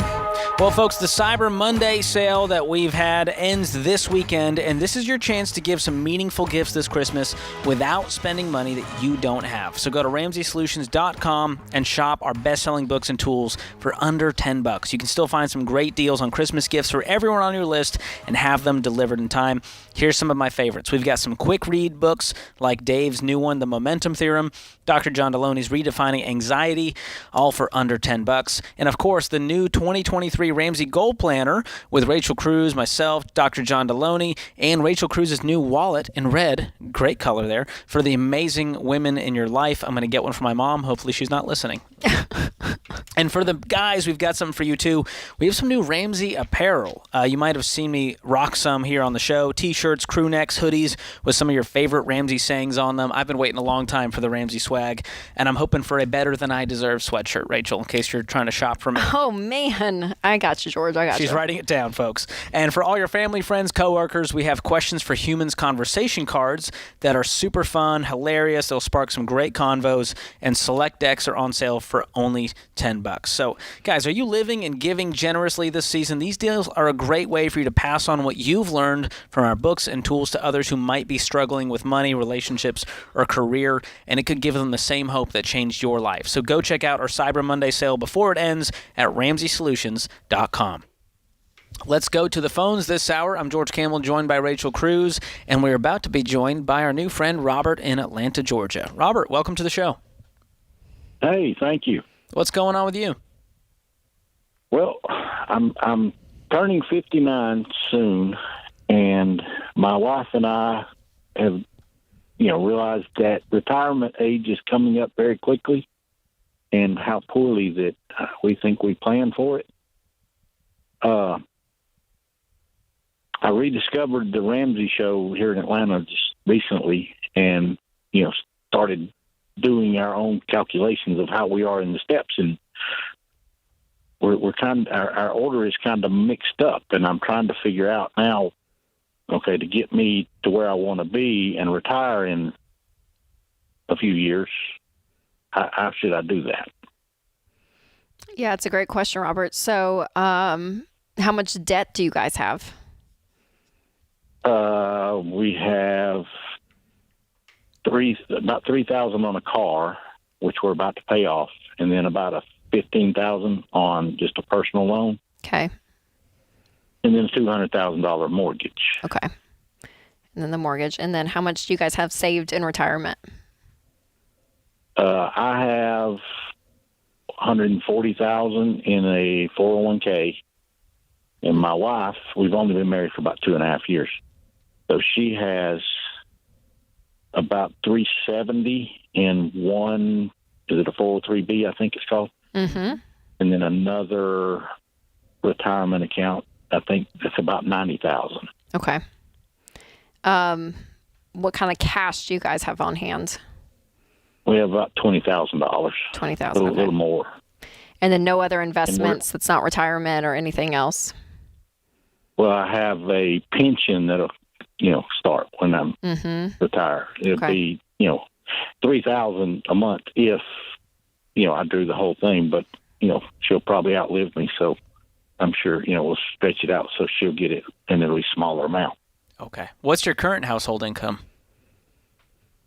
$240. Oh, that's great news. Yeah. Well, this bodes well if we can hang on to that income for a few more years. Yeah, that shouldn't be a problem. Well, the good news, Robert, is you have the cash in the bank to just be consumer debt free today. Pay off the car loan, pay off the personal loan. Does that scare you to have only $3,000 in the bank? It would probably shock my wife, yeah. What else would shock her is not having payments next month and how quickly you guys are going to rebuild that savings, making $240 with no consumer debt. I mean, how long would that take? A few months at max? Yeah, well, we're still paying for one kid through college, so that's the other. We got his rent and all that. I forgot to mention that. Sure. But even with the car loan payment and the personal loan payment freed up on top of the margin you guys have with that $240 income, you should be able to save up $20,000. That's another $17. So you'll be down to $3 if you paid off your debt today, and you could save up $17 in the next few months. Yeah. Okay. And now we're on track to continue investing in retirement, 15% of your incomes, and then start paying off the mortgage. That's my other question, because we're both investing the max. What is that? $52,000 a year into our 401ks. Should I cut that back to just 15% and pay the rest towards the mortgage, or continue, putting in the max? No, I would pull it back to that 15%, yes, and throw the rest at the mortgage. But I would also, run out the numbers. That may mean, Robert, working maybe another year, 2, 3 years, because once you have no mortgage payment and a paid-for house, then you guys have really freed up your income to throw a lot more towards retirement and then other investing if you want to do that as well. If you've already maxed out your Roth, do you guys have any Roth IRAs open? Yes, I do. I put 6% into the 401k and then 17 into the Roth, which I need to bump up a little bit, probably. Okay, so let me give you a vision of what this could look like if you follow the advice that we're laying out here. Today, you could be consumer debt-free with $3,000 in the bank left over. We're going to rebuild to a 3 to 6 months emergency fund. Let's call that $20,000. You do that in a few months. Now you're making $240K, and all you have left is a $200,000 mortgage. What if you could pay that off in a few years? Maybe throw $75, $100 at it each year with that great income. Well, now, 2 years from now, 3 years from now, you have no payments in the world, and now you can really start stacking up for retirement. Do you see how that kind of creates a domino effect? Creates a momentum? Yeah.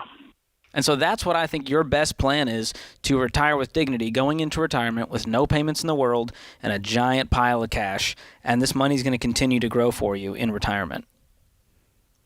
So you're on track. You're closer than you think. Nice. Doesn't seem that way. I mean, I have hope just looking at these numbers, because of your income. Now, if you weren't making much and it was going to take you a long time to pay off this debt, it would be a different situation. But if you can continue making this $240, you're going to be done cash flow in college pretty soon. The mortgage is going to be done in a few years. That really frees up your income to and work Robert, for you. And I would really encourage you and your wife to get on a budget and to do that month to month. Because there may be part of this too that you guys have kind of just been living and you're like, I mean, you kind of know where your money's going, kind of not. You're just enjoying it. And now that you're sucked into this plan, to go really hardcore and to be budgeting and knowing exactly what you're spending on each category, and you know what's going on, that in and of itself is going to actually probably get you some more money. You're going to feel like you got a raise, is what a lot of people say when they first start budgeting, because you didn't realize how much you guys were just spending. And so that focused knowledge as well, I think is going to help your fear. Because when George said you're doing great and Robert's like, doesn't feel like it, it's because a lot of stuff of that is in your head, Robert. Like there's a lot of things going on. You have a lot of thoughts, and it's like your numbers are up here. But when you start getting facts on paper, it's amazing what happens. And by doing that, that's the budget. And I think that's really going to help you guys have a game plan month to month. You're going to start feeling in control of your money, and then you're going to be able to actually see the margin to throw at not just this consumer debt, but even your house. Yeah. And if you're not already working with a great financial advisor, we have them at RamseySolutions.com. Click on Ramsey Recommends. Get in touch with a SmartVestor Pro. It's not just about where to invest. It's someone to give you a holistic strategy for your money, for your retirement, to talk you off the ledge of bad decisions, to help you understand this stuff. And so I would highly recommend getting one of those in your corner as well. But anyone who's older, it is not too late for you to retire with dignity. No matter what has happened in your past, you can make progress. You can do this stuff, but it's going to take some hard work, some sacrifice, some diligence. That puts this hour of The Ramsey Show in the books. I'm George Camel. She's Rachel Cruz. This has been The Ramsey Show.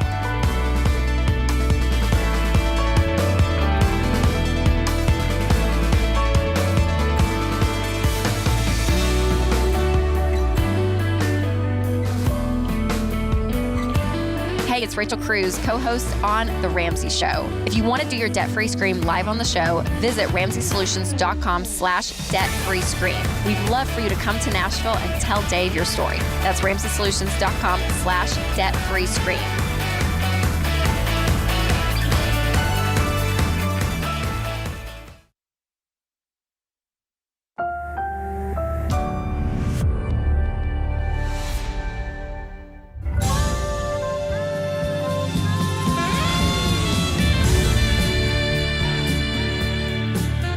Live from the headquarters of Ramsey Solutions, broadcasting from the Pods Moving and Storage Studio, it's The Ramsey Show, where America hangs out to have a conversation about your life and your money.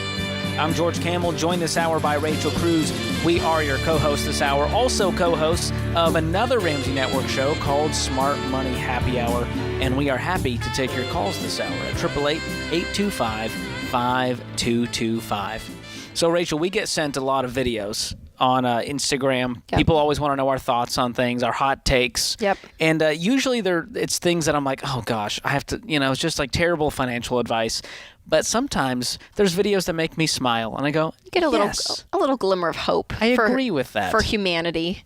And this one is from a celeb. Ooh. A celeb didn't send me the video. The video's of a celebrity, and I know you're basically BFFs with Matthew McConaughey.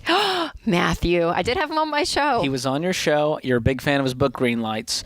And this clip has popped up, and it has to do with money. And so I thought I'd play it for you and get your reaction to it and talk about it. I can't wait. You ready? Yes. Let's see what he has to say.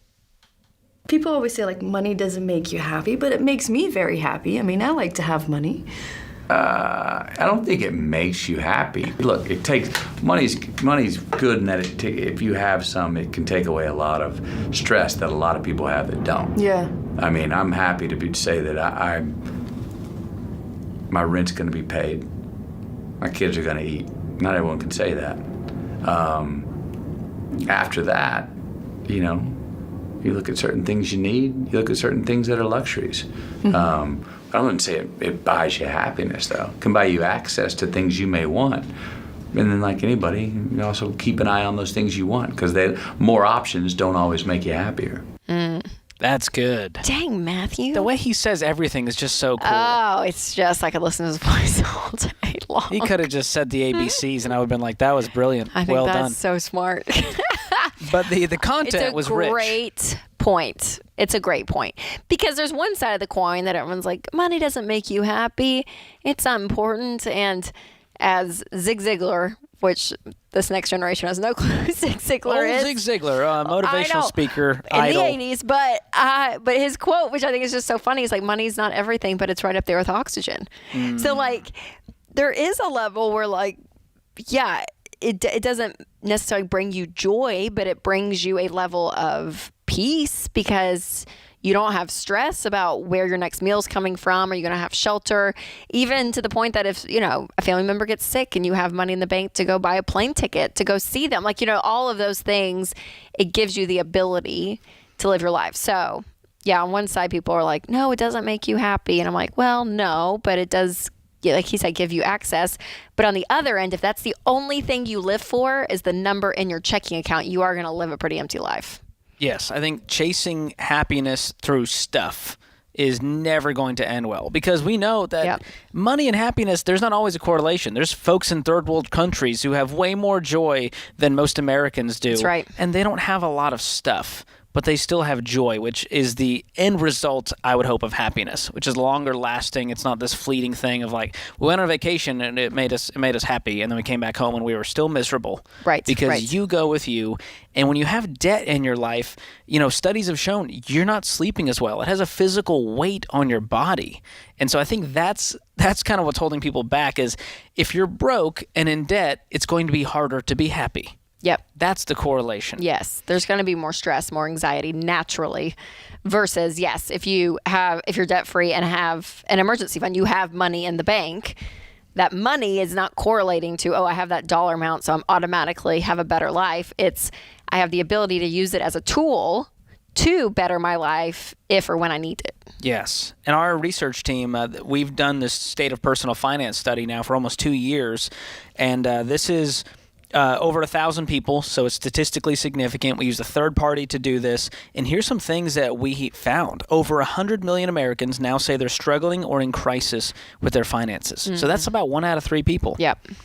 50% of Americans say finances have had a negative impact on their fiancés. That's interesting. And because of stress brought on by money, 41% of Americans report crying. Oh my goodness! At least once in the last 3 months. That's a lot of stress. That's literally a sad stat. Mm-hmm. That breaks my heart to hear that. And lastly, 41% have experienced a panic attack because of money at some point in their life. Yep. So it has an effect on you. And that's what's crazy is, again, it's not just the financial effect. It's everything else. It's the emotional, the mental, the spiritual. I mean, there's so much that money affects in our lives. So it's not just numbers. And that's the one thing about math or about money that we talk about a lot on the show. It's not just about math.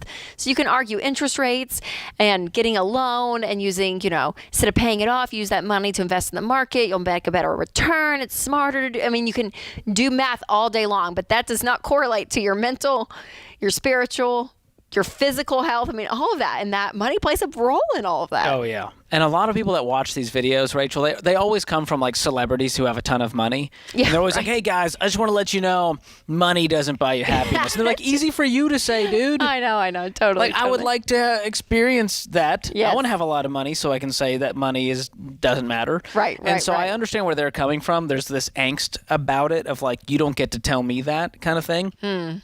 But there's so much truth in what Matthew McConaughey was saying. And what he really was pointing to is what we've been teaching for 30 years, which is financial peace. Yep. It's contentment with what you have. And that is what it's all about. And we teach, yes, build wealth and give, and that's great. But the end goal is not just that money's going to make you happy, so you should go get you some. Yep. The goal is get out of debt, have money in the bank so that you have peace and margin in your life to focus on what really matters. That's right. Which is your health, your career, your family, and yes, some of the stuff that money can buy. We want you to have nice stuff.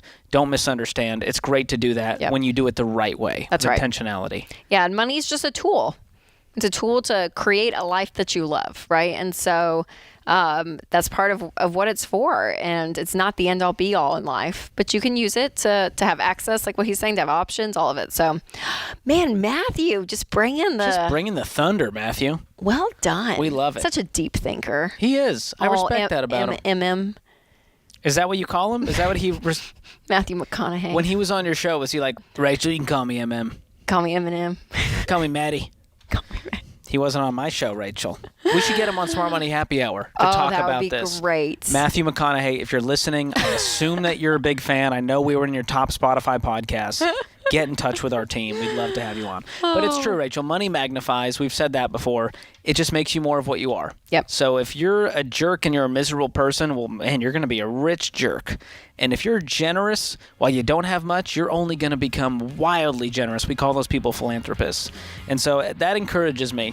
Yes. And it can be different for you. If you're listening and you're feeling that stress, you're one of those people who has cried, who's had the panic attack, who's felt that lump in your throat, the knot in your stomach, you can have what we call financial peace. But it starts with deciding that enough is enough. We're going to make some changes in our life, do whatever it takes, draw the line in the sand to change our family tree and do something different. And so Financial Peace University, the namesake, is one of the best ways to do that. So be sure to check that out.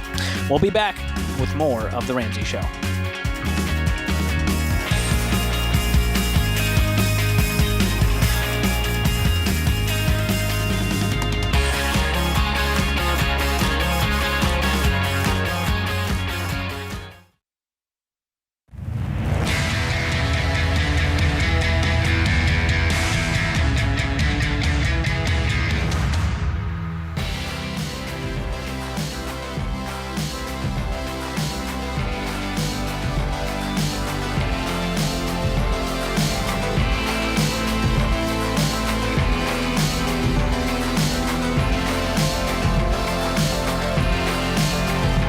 This is The Ramsey Show. I'm George Camel, host of The Fine Print, Entree Leadership, and co-host of Smart Money Happy Hour, joined by best-selling author Rachel Cruz. And we are here for you, America, to help you with whatever you're dealing with when it comes to money and life. The number to call is 888-825-5225.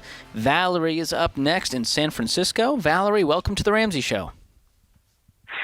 Hi, George. Hi, Rachel. I'm so excited to finally be talking to you guys. We've been waiting for you, Valerie. Thank you for calling in. It's about time. What's going on? Okay, I just have a quick question. So, I recently transitioned from being a part-time employee to finally being able to be full-time.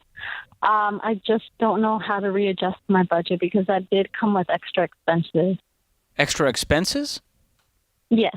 Okay, so you got a raise going from part-time to full-time. Like what? Mm-hmm. What's your extra expenses? So now because I work all over the Bay Area, I'm using more on gas. Okay. And then sometimes they do put us in a hotel, and some of the hotels are, they require like deposits, which I've been prepared so far, but I just want to make sure I have enough set aside just for that because they do hold on to my money. Yep. Okay, that's great. So yeah, I mean, I would just, but obviously it's going to come with more income, right? Yes, which is a great thing. What are you making? So I now have the potential to make anywhere from $50,000 to $68,000, which I'm on track to do. All right. And do you have any debt? Yes, I do. What are we talking?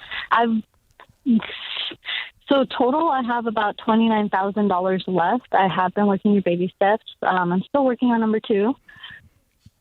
And then I don't have a mortgage, so it's roughly $11,000 on my car. And then the rest would be, so $7,000 on a personal loan, and then the rest on credit card. Okay.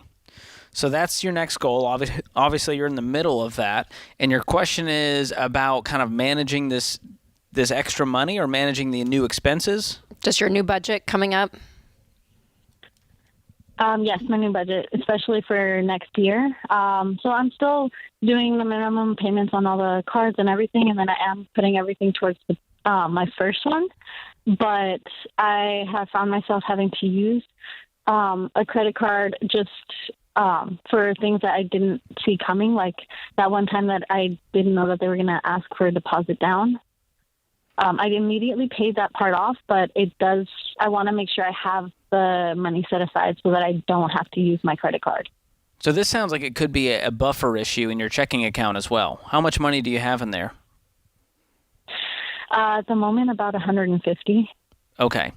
I would increase that. You might need to, slow down your debt payoff by just an inch, but have a little bit more, maybe a $500 cushion in the checking account, and you make sure it never goes below $500. That's kind of your new zero. Okay. That'll probably help with these deposit issues you're experiencing so that you're not turning to the credit card, which, by the way, I would cut that thing up so that you can't even use it if you wanted to, because right now it's a rubber crutch. Yes. I figured you'd tell me that. Yeah, because Valerie, we want you to be your emergency fund. You're going to have your $1,000 for baby step one. You'll have some cushion in your checking account for when these kind of expenses come up. And then you're just going to be, really diligent about the budget. And I think just upping your gas, you're going to be able to maybe estimate and say, okay, I'm going to have to fill up this many more tanks of gas. Here's roughly what it's going to be. And maybe you have a line item in your budget that every month you kind of just budget for those just in case things. You can call that miscellaneous, you can whatever it is. But if you know that there are expenses coming up, put those in the budget. And so you're able to kind of work around your life more. It's more of that planning out. So if there is a deposit that you need, not only will you have the money in your checking account, but even you're planning for it in your budget. What are you currently using to make your budget, Valerie? I am using the Every Dollar app. It's just I wasn't sure where to put the deposit fees into, like what area. Yeah, it is temporary, so you can make the line item for hotel deposits, and if you know, hey, roughly I go to 2 hotels, it's about $200 a time, well, that money's coming back, but for now it helps you track it. And I'm going to gift you 1 year of our premium version of Every Dollar so that it connects to your bank account, which will make this even easier. How does that sound? That would be amazing. Awesome. We're happy to do that. I love that you are so focused on this baby step 2. You're going to do whatever it takes. And I think this little buffer issue will sort itself out, and you'll be back on track. We are rooting for you. Great job, Valerie. Yeah, thanks for the question. Hang on the line. Austin will pick up, and we'll gift you 1 year of Every Dollar premium. All right, our question of the day comes from Blinds.com. Their 100% satisfaction guarantee means even if you mismeasure or you pick the wrong color, they will remake your blinds for free. You get free samples, free shipping, and with the new promos they run every month, you'll save even more. Be sure to use the promo code Ramsey to get the best deal. And today's question comes from Maxine in Texas. I only recently found you all, and on vacation last week, I bought the Total Money Makeover and read it in one night and finally excited that I can make a better future for myself. Thank you. My question is, when will it be appropriate for me to buy a dog? My last dog had numerous surgeries and was quite expensive, and I've learned since the last experience ways that might reduce the expenses, but there is no guarantee. Ooh. We're dog people, We George. are dog people. I've got 2. You've got 1 currently? 1, yes. Okay. But you've had dogs your whole life. Yeah. Yeah, Dave we love and Sharon dogs. are dog people. Yeah. And what's fun, Rachel, we just did an episode on the Rachel Cruze Show, you and I, about pets and how much... about dogs. Here's what's called, how much having a pet is actually costing you.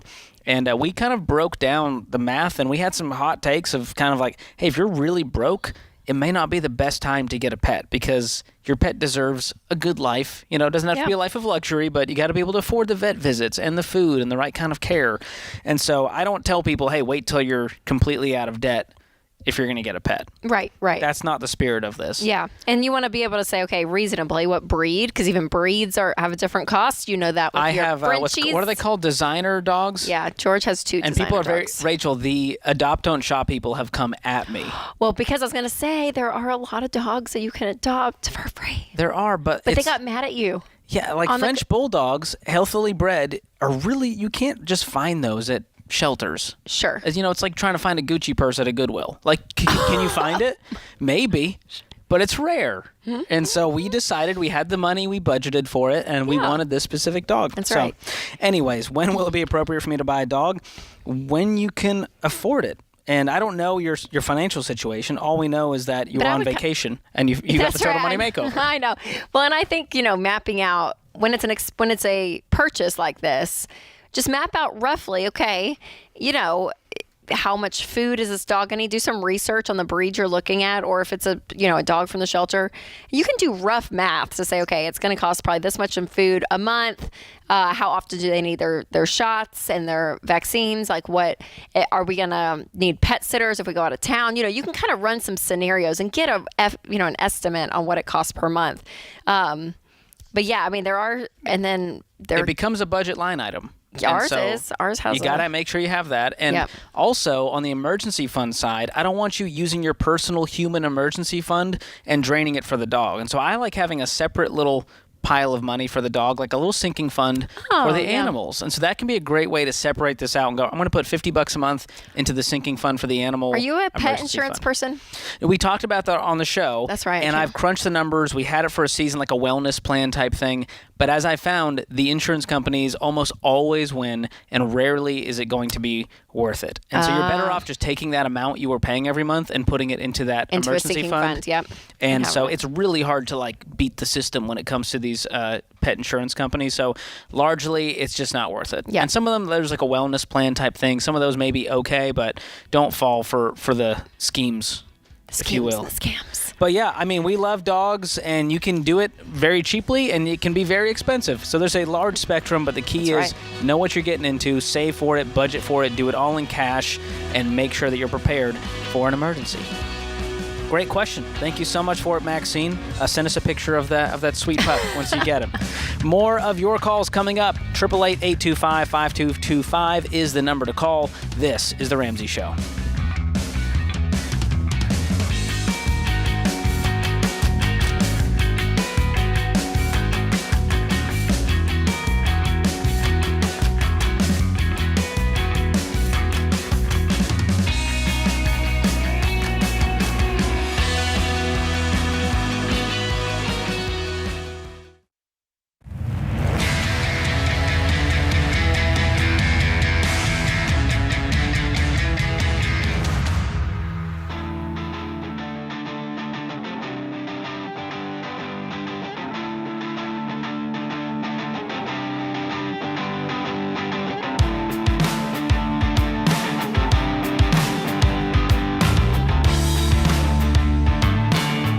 Welcome back to The Ramsey Show. Folks, if you've gone through FPU, Financial Peace University, the chances are it's because someone in your life lit the fire under your butt. Mom and dad gave it to you as a gift, your pastor offered it at your church, or that one friend wouldn't stop talking about it. I'm sorry, is this what that said? That's literally what it says. Light a fire under your butt. That's how it works. It's a lot to get someone to change their money life. Is that what I just heard? Okay, keep going. You can't make this stuff up. So you finally took the class after maybe some nodding, some prodding.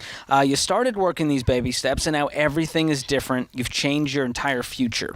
And so now you can do the same for someone else. You can give someone you care about Financial Peace University and share that same hope you've discovered with money.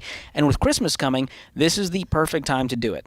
And when you give FPU as a gift, they're going to get more than just a course. They'll get the premium version of every dollar so they can start living on a budget. They'll join in on group calls with our team of financial coaches and so much more. So this Christmas, give the people you care about a gift that actually matters, and that's hope. That is freedom. So if you want to buy FPU as a gift, go to RamseySolutions.com/GiveFPU. That's RamseySolutions.com/GIVEFPU. It is a great gift. Really. It's like... It feels weird because I'm going to gift them like a thing that's like, get better with money. Yeah, no, but it's like, here's the thing that helps in general, regardless of whether you feel like you're great with money or not. So, And you can also always pair it with another little gift too, to make it less of a focus. If that's a worry for you, a concern. But it really is, it's a great gift, and it is the gift that keeps on giving. Because if they become debt-free because of that gift paid dividends. It's awesome. So go check that out. All right, back to the phones we go. Nate joins us up next in Grand Rapids, Michigan. Nate, welcome to the show. Hey, how we doing? Good, how are you? Good. Love all you guys. Love listening to you guys. Oh, we appreciate that. How can we help today? The question is, I heard you guys talking earlier about if you're in debt, not to be investing in like your match for your company, it sounded like, or your 401k Correct. for the company. And I currently am, and I'm in debt, obviously. So I was wondering, should I stop investing? And then kind of like a little second question, and then should I take what I have in my 401k and help speedball and take it out to knock down my debt, or just keep plugging away and snowballing it the way I'm doing it now? The latter. For sure, do not pull any money out of your 401k because it comes with a whole bunch of penalties and fees. Correct. And you're unplugging all of the growth. So if you've been investing, it's okay. Just pause that and begin to use that extra cash flow that you now have to attack that debt aggressively. Okay. Yeah, because the reason is, Nate, the why behind that is we've just found when you can focus on one thing with your money, you make progress so much faster. And then the benefit of being out of debt that much faster is that you don't have payments. So then you're able to say, okay, I can save up actual cash and have an emergency fund, which is baby step 3. And then once all of that's taken care of, it's like you have this really solid financial foundation of no payments, an emergency fund, and then you can go press play and invest 15% of your income into retirement. So into that 401k, Roth IRA, and using those retirement vehicles to build that wealth. And I love the fire it kind of lights under you when you're going, I'm missing out on the match. I really want to get back to that match, so I'm going to get out of debt even faster. The problem is a lot of people get comfortable because they're doing 7 things at once, and they're like, I'm okay. And so I actually love the fact that we tell people to pause all investing, because it is for folks that have a hard time with it, it's because they want to see that money grow. But you kind of have a house built on sand when you got a pile of debt, not a lot of money in the bank, you owe people money. It's just a scary place to be. Yeah, how much debt do you have, Nate? I'm just curious. Probably around $35,000. Okay. I got. How much do you make a year? Anywhere from 80 to 100. Okay. So yeah, you can knock this debt out quickly. And I got about 11,000 in an emergency fund in my savings. Oh, okay. Yeah, well, I would drain that down, throw some of that money. How's the 35 divided? The debt, is it cars? I got about 8,500 in student loan, and then the rest. I know you guys are yell at me. I took a HELOC out to consolidate some other debt, and I got about 25,000 on that. On that, okay. I mean, I'd pay off your student loan today, Nate. I mean, I would go ahead and just What's the payment on knock that out. The payment a month, I actually just upped it because I paid off another thing, so I'm paying about 180 a month on it right now. Okay. So yeah, it's not going to free up like a ton, but yeah, I would go ahead and knock that out so it's freed up. Then you got that extra 180 a month plus other stuff to throw out the HELOC at the 25, and you could get, you could be out in the next year really quick, Nate, and then save up some cash for an emergency fund, then press play on that investing. And how old are you? 36. Yeah, Nate. I mean, that's exactly what I would do. I mean, and it's awesome that you're. I got my house. Sorry, and I guess I forgot the house debt. I got that down to 147,000, and I got it on a 15-year note, and I got about 13 years left. That's great. Well, what we found is people doing the baby steps, that once they've paid off their consumer debts, they get their emergency fund, they invest in retirement, they actually are paying off their house on an average in 7 years. It's amazing. So you're going to just have so much income freed up, and then it kind of gets addicting where you're like, oh my gosh, what if I didn't have a mortgage, and going after that. So yeah, I'm excited for you. These numbers look really promising. How I am now. The addiction's getting to me because I've just been paying off a couple other smaller ones. And it's really getting to me. I love it. Well, congrats, Nate. Thanks for calling. Yeah, Rachel, this is a big thing people struggle with because they do the math on paper and they're like, well, Rachel, wouldn't it make more sense to get the free money and the match and watch this money grow? But we found that personal finance is 80% behavior. It's only 20% head knowledge. And so math on paper only goes so far to actually change the way we behave when it comes to money, which is a much bigger factor than just math alone. That's right. Changing your habits. And again, for some people, it's uncomfortable to say, hey, we're going to pause investing to pay off that debt. But even that being uncomfortable is good for you. Do you know what I'm saying? Like if you keep doing the same thing you've been doing, comfortable is how we got here. You're going to keep getting the same result. And so there's something about just shaking up the whole thing, changing your habits completely, changing the way you've been viewing your money. You're going to get a completely different result, which is our goal. Good stuff. All right, Trista joins us up next in Minneapolis. Trista, welcome to the show. Hi, thank you for having me. Absolutely. How can we help today? I am through baby step 3. I just started my kids' education savings account, and we're turning on our 401 again. Awesome. But lately, to the last year, I've been making double mortgage payments because we're in a house right now, but we're looking to move in the next 2 years. So my question basically is, should I keep making double payments and throw more equity into the home, or should I be putting that into this like a sinking fund for a deposit on another house? I would continue making those double payments. I mean, it's a forced savings plan, and here's what that means. The money you would put elsewhere might get used elsewhere.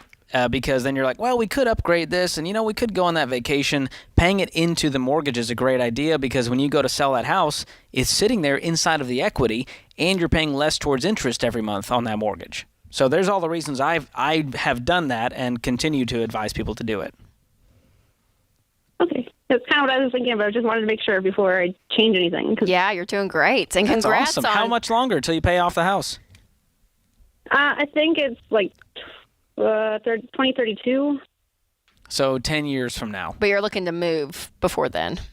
Right. Yeah. So it might change some things. Yeah, that's great. That's awesome. Yeah. Well, I'm done. I'm finishing college, and we're going to be getting more income in the next couple of years, so we just want to move into a bigger home for our family. Way to go. How old are you two? 32 and 37. That is awesome. Great job. I love this. Like, just young people getting a hold of this stuff, Wow. going like, hey, Baby what if we steps. didn't have a mortgage forever? How about that? Baby steps 4 through 6 right there. She's doing it. It's awesome. And I've seen a trend with our debt-free screamers. We're getting young people who aren't just paying off consumer debt, but Their they're house, paying yes. off their house in their 20s and 30s. Yeah, it's crazy. Because their parents taught them. They went through Financial Peace University. Yeah. They got them on board, and they're like, oh, I didn't know that I didn't have to live with a payment forever. And so those are very inspiring because there could be a whole new generation, Rachel, of people in their 20s and 30s with no debt, not even a mortgage payment. It's amazing. Who are just building wealth and giving outrageously. That's inspiring. It's a beautiful world you just Change painted, the George. country. I'm here for it. I want to live in that world, and you guys are a part of it by following this plan, by doing the hard work, and we are so, so proud of you. Keep it up.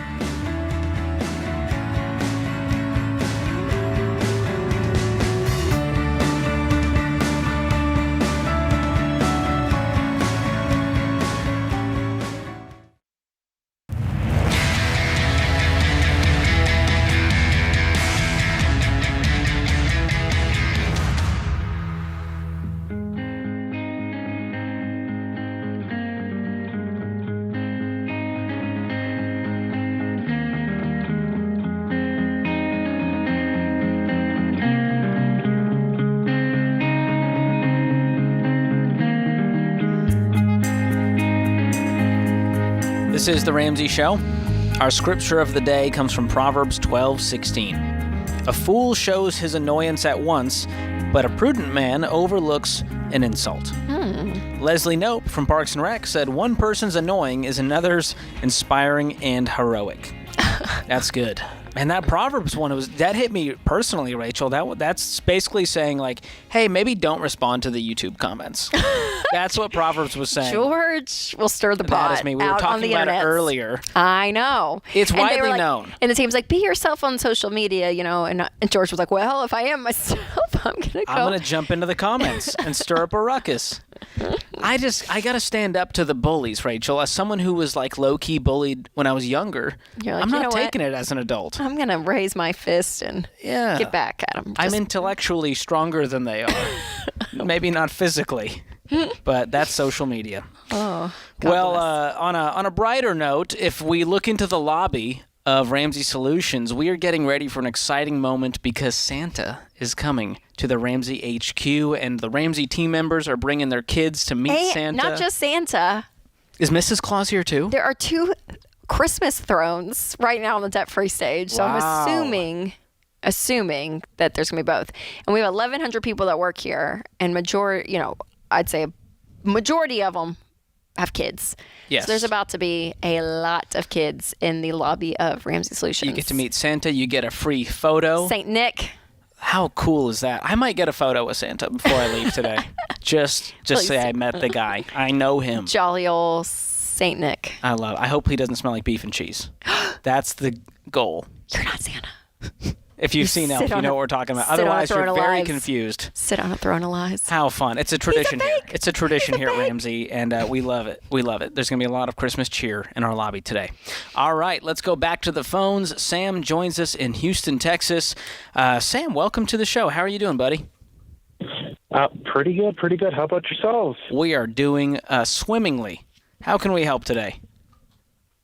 So, I just finally became debt-free. I paid off not only my student loans, but my credit cards. That's awesome. So now I'm just trying to figure out, what do I do? Like, I just retire, been man. paying off my debt. And Sam. I'm just like, what do I do? Like, it's...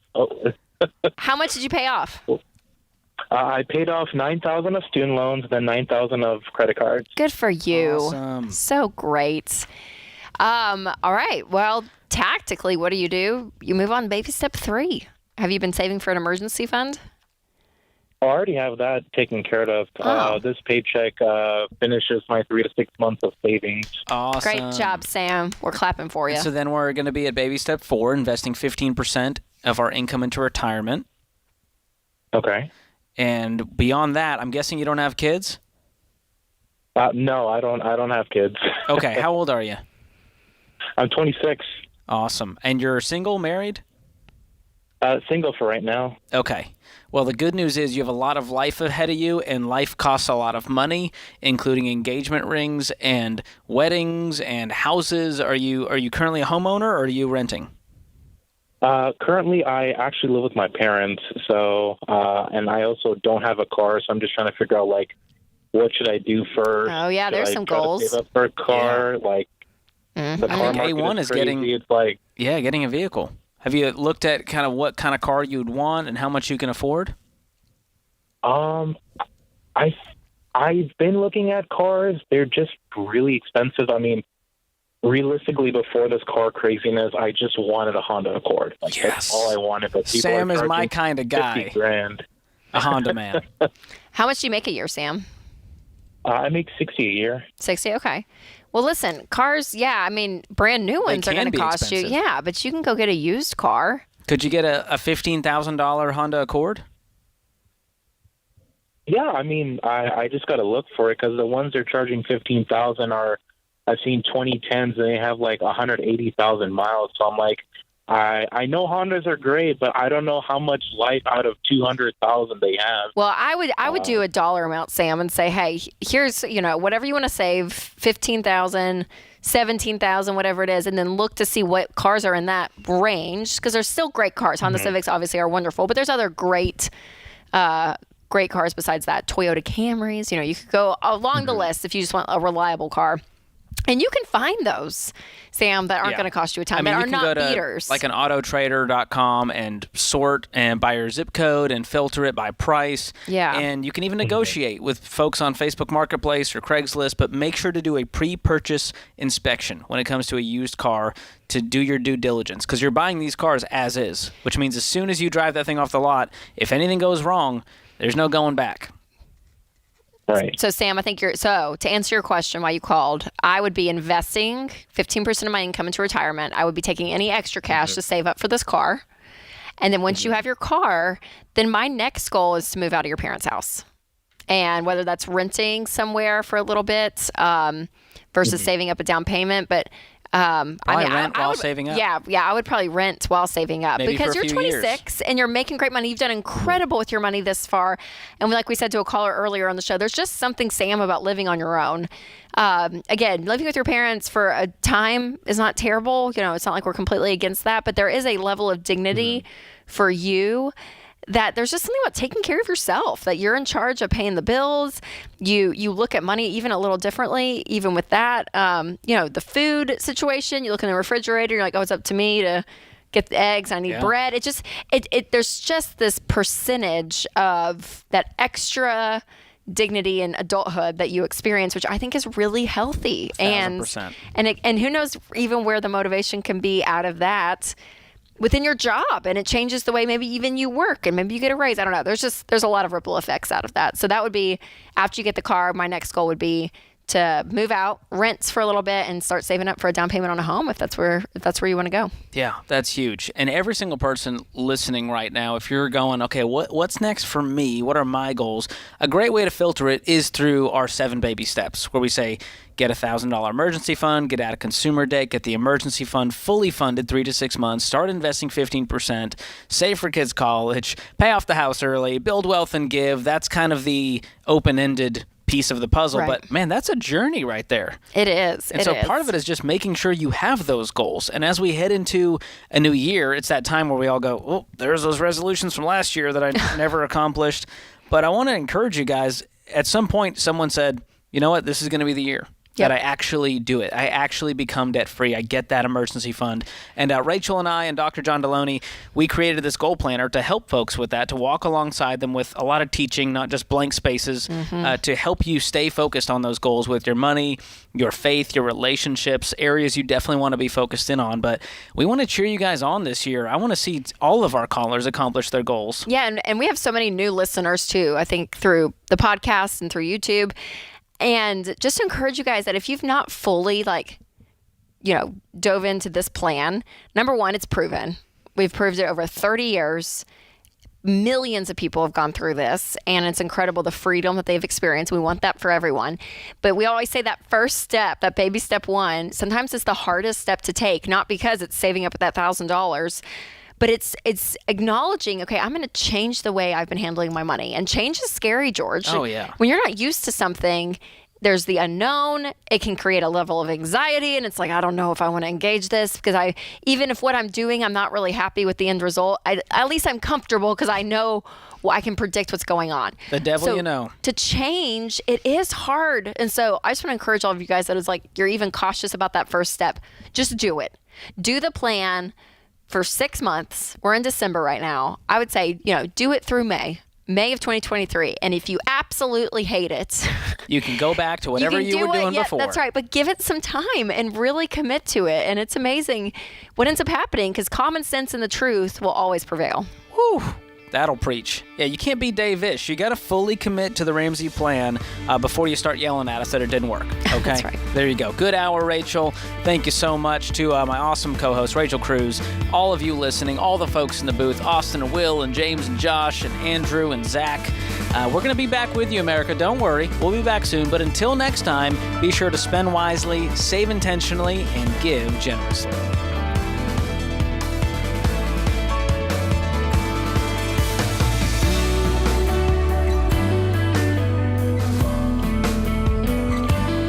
Do you love a good Dave Rant?